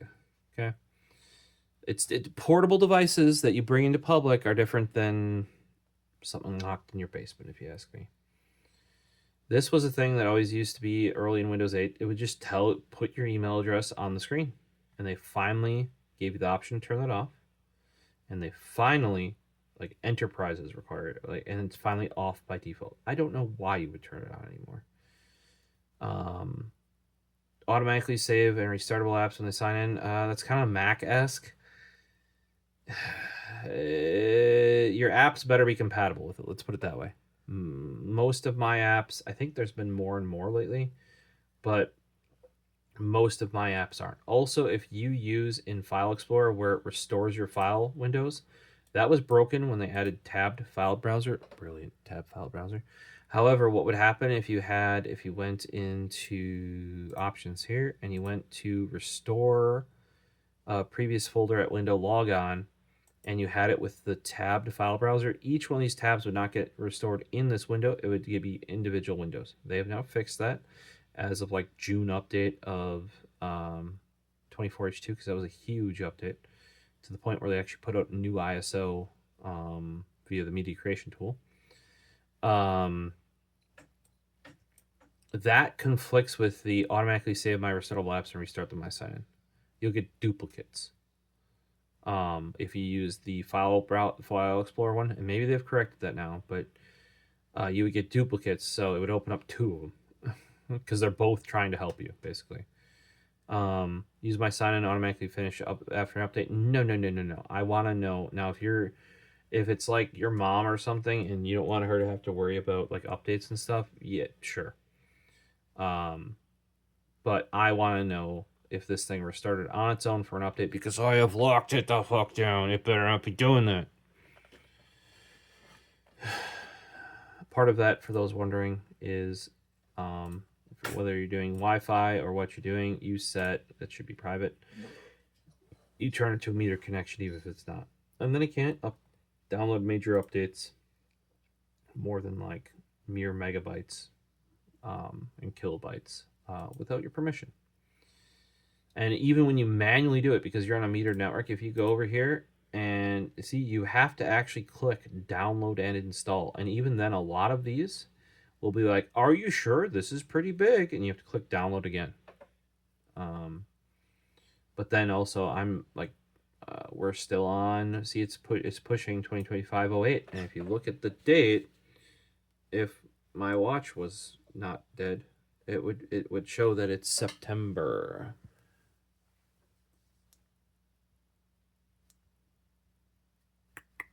And I don't have August updates. So yes, updates are controllable. And if you noticed, I could play my game without them. So I will. I basically don't update unless I have to. If I have to, I will. Because no updates is its own issue entirely. Now, if there's a big 0 day, yep, she gets updated. But yeah, if you know what you're doing, there's a reason why enterprises only generally do once a month unless something forces them to do it further. That's maybe not, patching isn't my job, but vulnerabilities are. And for like a work machine, probably wouldn't do this, right? Now, if you're some super high-end developer, like maybe a senior dev at LastPass, you maybe shouldn't use your home computer to do development and be running a out-of-date vulnerable Plex server on said computer. Just a thought. Just some conjecture, right? Just some recommendations from your friendly neighborhood vulnerability analyst. Now what we're going to do is when our we're going to run terminal, and we're going to shut down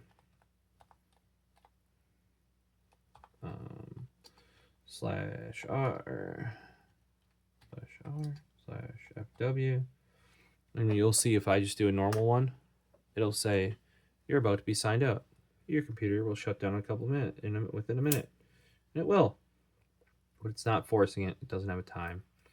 This is like the normal way if you just kick off a shutdown command with this, that it does it.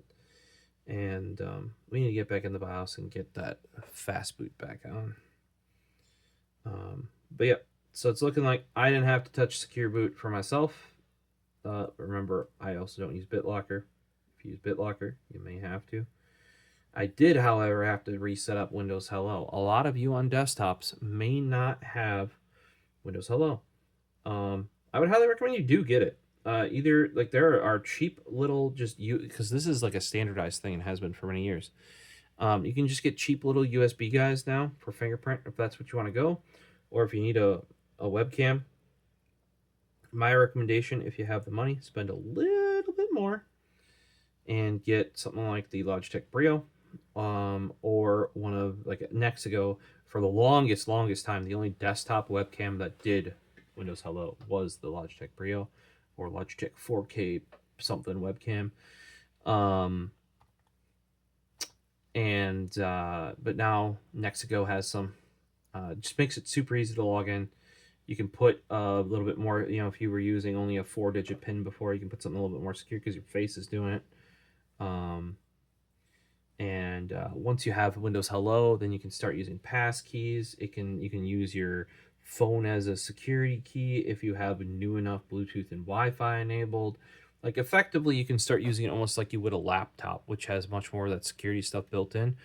Laptops could do that before. I was doing that sort of stuff in Windows 11 with the Blade Stealth, and no problem, because it has a lot of this hardware built in because it's the laptop. Effectively, a lot of this security stuff is now, a lot of the requirements in Windows 11 make it so that, yes, even your custom built gaming desktop requires the hardware for that, so that you can do this sort of stuff. And you're like, well, I don't want to do this stuff.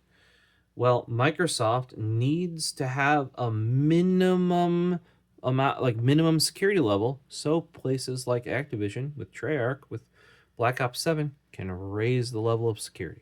And you're like, oh, but they can get past Secure Boot, they can get past BitLocker, they can get past... Yes, but every layer you put in somebody's way makes it harder. And a lot of people cheat now because they can just download an exe, double click it, and they're cheating. So if they have to put in other security boot and like boot up or load in specific secure boot keys, ain't a large vast number of people going to deal with that. Ain't gonna happen. Right. So, and I'm not saying all this stuff is foolproof. It isn't. But you want to plug as many holes as you can. Now that I've turned on Secure Boot, right? I'm going to lower that to 1 second. We're going to resave my profile. Now, normally, if I hadn't already configured everything else, because this system is very... we're into 2nd gen, next generation motherboard, right? And this was a 1st generation of the 3rd generation motherboards of the previous platform. 1st generation of the 3rd generation of the previous platform, right? AM4. There was even more. There was like a 2nd generation of X570 and also X570S, which is like a 2.5 gen, let's say, like a more budget variant of it, effectively. So this is a very I know what's work.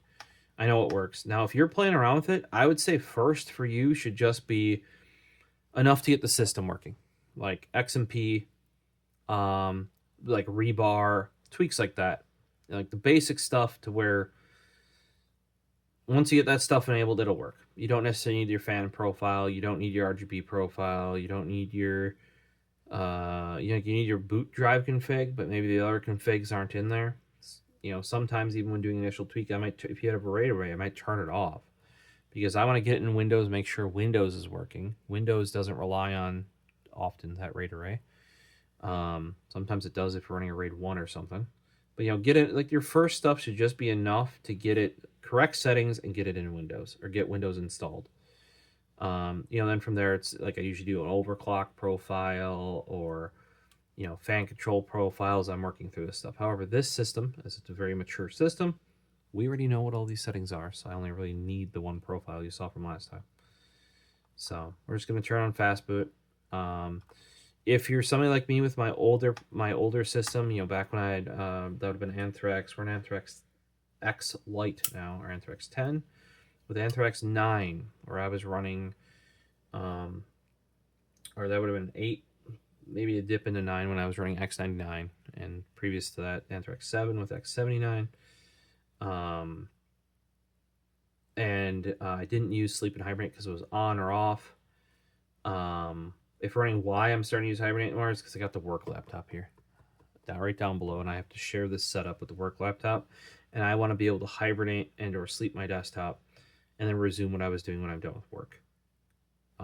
Because I'm using the same keyboard, mouse, monitor, and I don't have a KVM. I would love, hey, it went right in with my face. You didn't even see it. See the little smiley face? It caught me. What I will be doing with the smiley face is once we're done with this video is I'll be turning off all the bright lights and using just the monitors and the monitor backlighting and making sure I can get my face. You train it first in the bright light and then you improve recognition in the dim light. Did the same thing my Surface. It's beautiful. Works great. You can also do that force higher recognition, being that this is not a device that is portable, and I don't have kids trying to get in my thing or people I don't trust or whatever. I'm not going to worry about that. I have seen it a little less accurate in low light, and a lot of times what I'm doing here is quite. I mean, I'm just vibing off ambient backlighting off my monitors. Get some of that too if you don't have it. Ambient backlighting is brilliant. Let me see if I can make it happen with turning off this light. Should be able to see it back there if I put you at 0.5. Look at that nice glow off the back of that. And you're like, I don't see it. Let me turn it off and you'll see it. There you go. Basically, by lighting up the wall behind it, it actually increases perceived contrast and it's actually easier on your eyes because the brightness difference between the wall behind it and your display is closer, right? And you don't need it. And often, you would actually notice it more if I turn the other lights in the room off. But it's just enough to take that edge off. If you want to do a room with bright monitors, and you're like, fuck, that's bright. Little ambient backlighting will actually help without reducing the brightness of the monitors.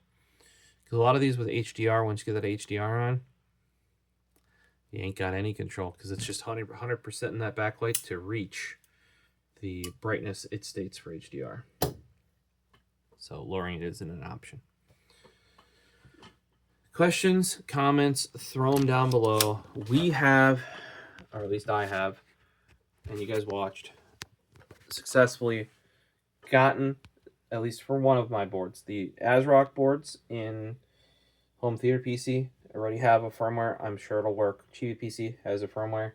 Chibi PC is actually, you can see it with its new fan that needs to get installed right there. Those will get done. I do have to get on the horn to ASUS about that X570 Plus that is supposedly no longer supported. What the fuck? Come on. Like, the chipset is supported. Like, this is just you not wanting to do the work that AMD has already done. That you've already done for other motherboards that are probably not at all different, right? So I'll have to get on them about that. If that doesn't update, I think that ASUS board might be going to a buddy where he won't run into these issues. And he's got like a B450, I think. Or I might find some other use for it. But I'll probably buy another one of the ASRock X570S PG. It's a blue one. The Lightning is the X670E. I forget what it's in the home theater, or it's in the server right now. I actually replaced the X470 version of this board that I shouldn't say just died. It was a year or so ago. It made it. It's a 5-year warranty on it, and I believe it made it 5.5 or 6 years.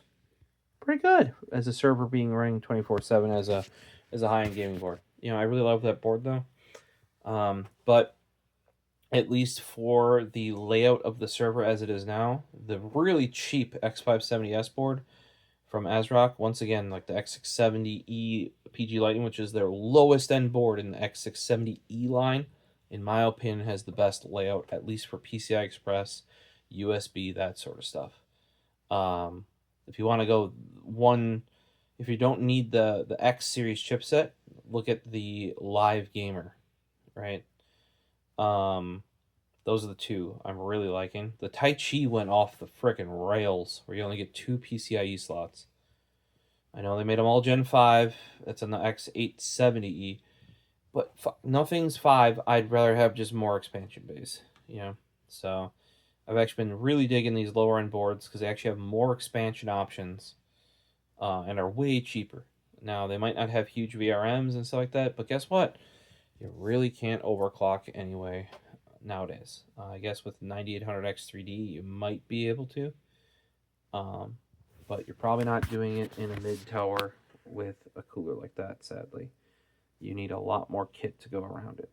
On that note, too, even for a 4070 Ti, or even like a 5070 Ti, you do not need a 9800X3D. Okay?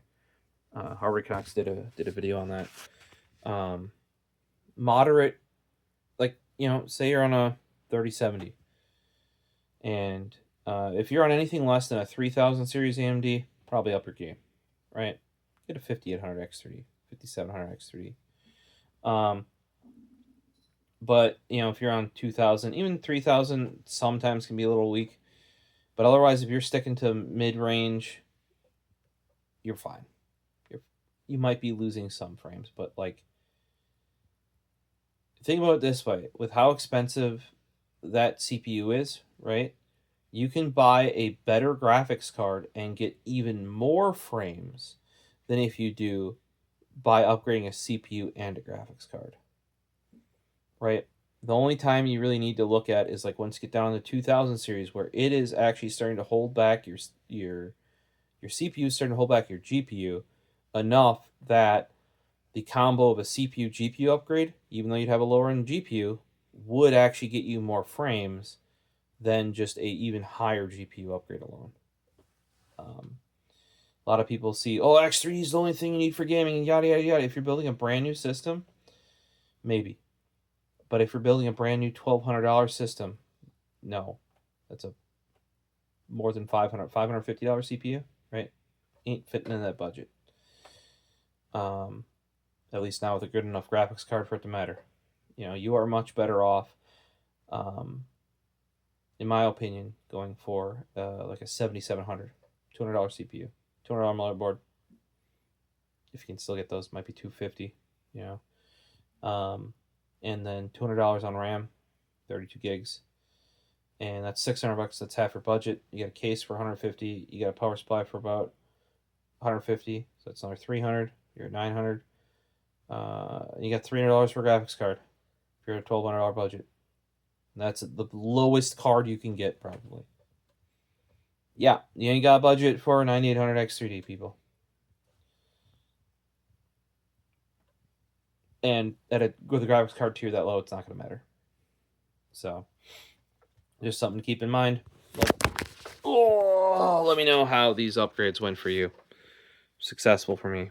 Now I can maybe sleep. Play tomorrow? See you in the next one. Hopefully this was helpful. Please report your results. Like if you guys are getting BIOS updates and they're not updating the firmware TPM, I need motherboard versions, right? And like make, model, that sort of stuff, and the BIOS you're trying. I'll see what I can do to help. We do have our Discord linked in the description, text.cx/Discord. A little bit more faster response here. Sadly, like if you have the latest update and it isn't doing what you need to, I can't do anything for you. The most I can tell you to do is check the global website, because same thing with ASUS. I had to go to the global one, and I was hoping with the X570 Plus, going to the global, it would get me. Nope.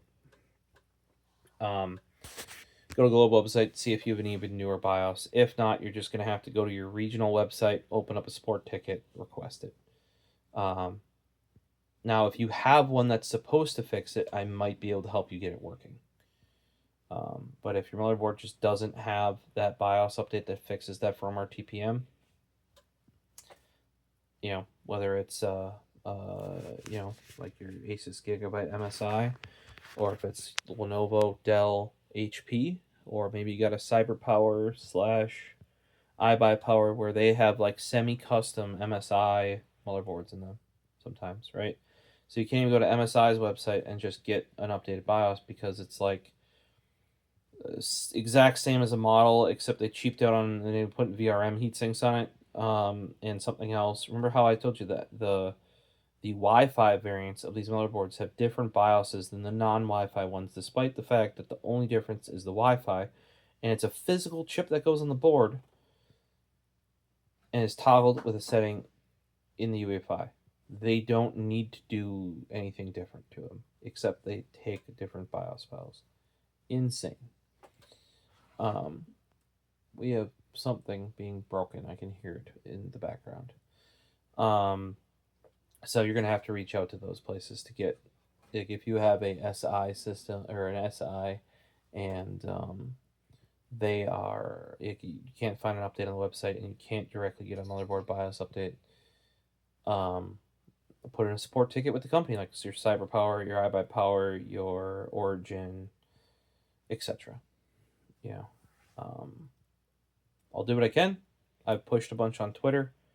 I still don't think from Call of Duty's side this was the right way to go about it, because they're basically asking you to update before it's possible. Now, maybe they tried it, and I would love to hear this from Treyarch Activision.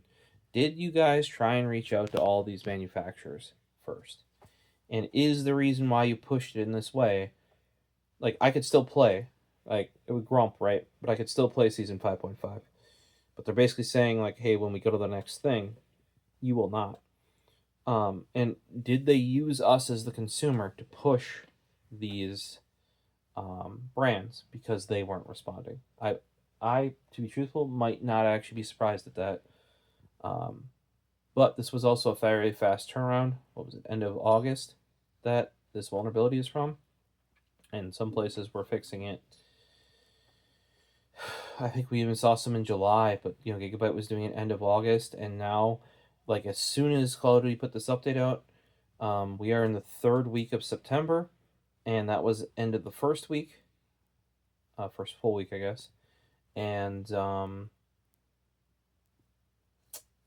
ASRock has all theirs fixed as far as I can tell. I haven't seen an outlier yet, and ASUS at least has some of them, the higher end ones, done. So let me know down below how it's went for you. I still think how this was done was kind of redonkulous, and you kind of see what's required with these BIOS updates. If we're going to require more things like this in the future, I think they need to figure out how to retain those BIOS settings. I think they need to figure out, like your Dell, Lenovo, HP, how to do it through Windows without their shitty app, like the Armory Crate app. Like, it should just be an exe if you want it to be, or there should be an accompanying exe that if you double click it, it just runs the cap file or something like that. And then it should retain as many of the settings as it can, and if it changed any, let you know. Other products and brands let you do this, or still let you import a profile if not every setting would make it over, right? Import the settings that do work, and tell me, oh, we can't import this one because that setting's not there anymore, and you have to hunt through your BIOS and find where it is now, or what's changed about it. Maybe they've added a new option to it, like with that Shaw 384, right? That's now in there. And I believe that was in the 7000 series, right? I've seen it in those probably from the beginning. Yeah, now it's here. That sort of a thing. So, I think Paisley and I are going to go watch some anime. We're just finishing up some of the season. And hopefully you all got something helpful out of this video. I know we've well past what is just need to be covered to do this, but if you just do the BIOS update, you might lose performance if you don't remember to save those settings. And then, you saw if you're using Windows Hello and a PIN, you're going to have to reset that up, so make sure you know your password. I didn't even think to tell you that at the beginning. My bad, I forgot that it was going to break. If your TPM doesn't reset on its own, I wouldn't say do it, but you might have to. You only have to do it if if things aren't working. If you have the update and the TPM firmware says, "Yep, I'm up to date," and you go in the game and it says, "Nope," that's the first thing I would do is reset that TPM. If you've already done your BitLocker disablement and suspending, what I might do at that point, though, if you're using the PIN in the Windows Hello, is just take it off. Take off Hello, take off PIN, because you know you're going to lose it. And then just sign it with your password. Like you're preempting, you're working for yourself, because otherwise you're going to get that error. And not that it's hard to get around, but you know it's coming, so you might as well just deal with it before it's required. Have a good one as always. Check out some other content. If there's any questions on any of the topics we covered here, like I said, comment down below. We got our Discord, all the social medias. And I think we're going to do what Richard Ophelia's doing over here in this cat bed. Taking a nice long sleep.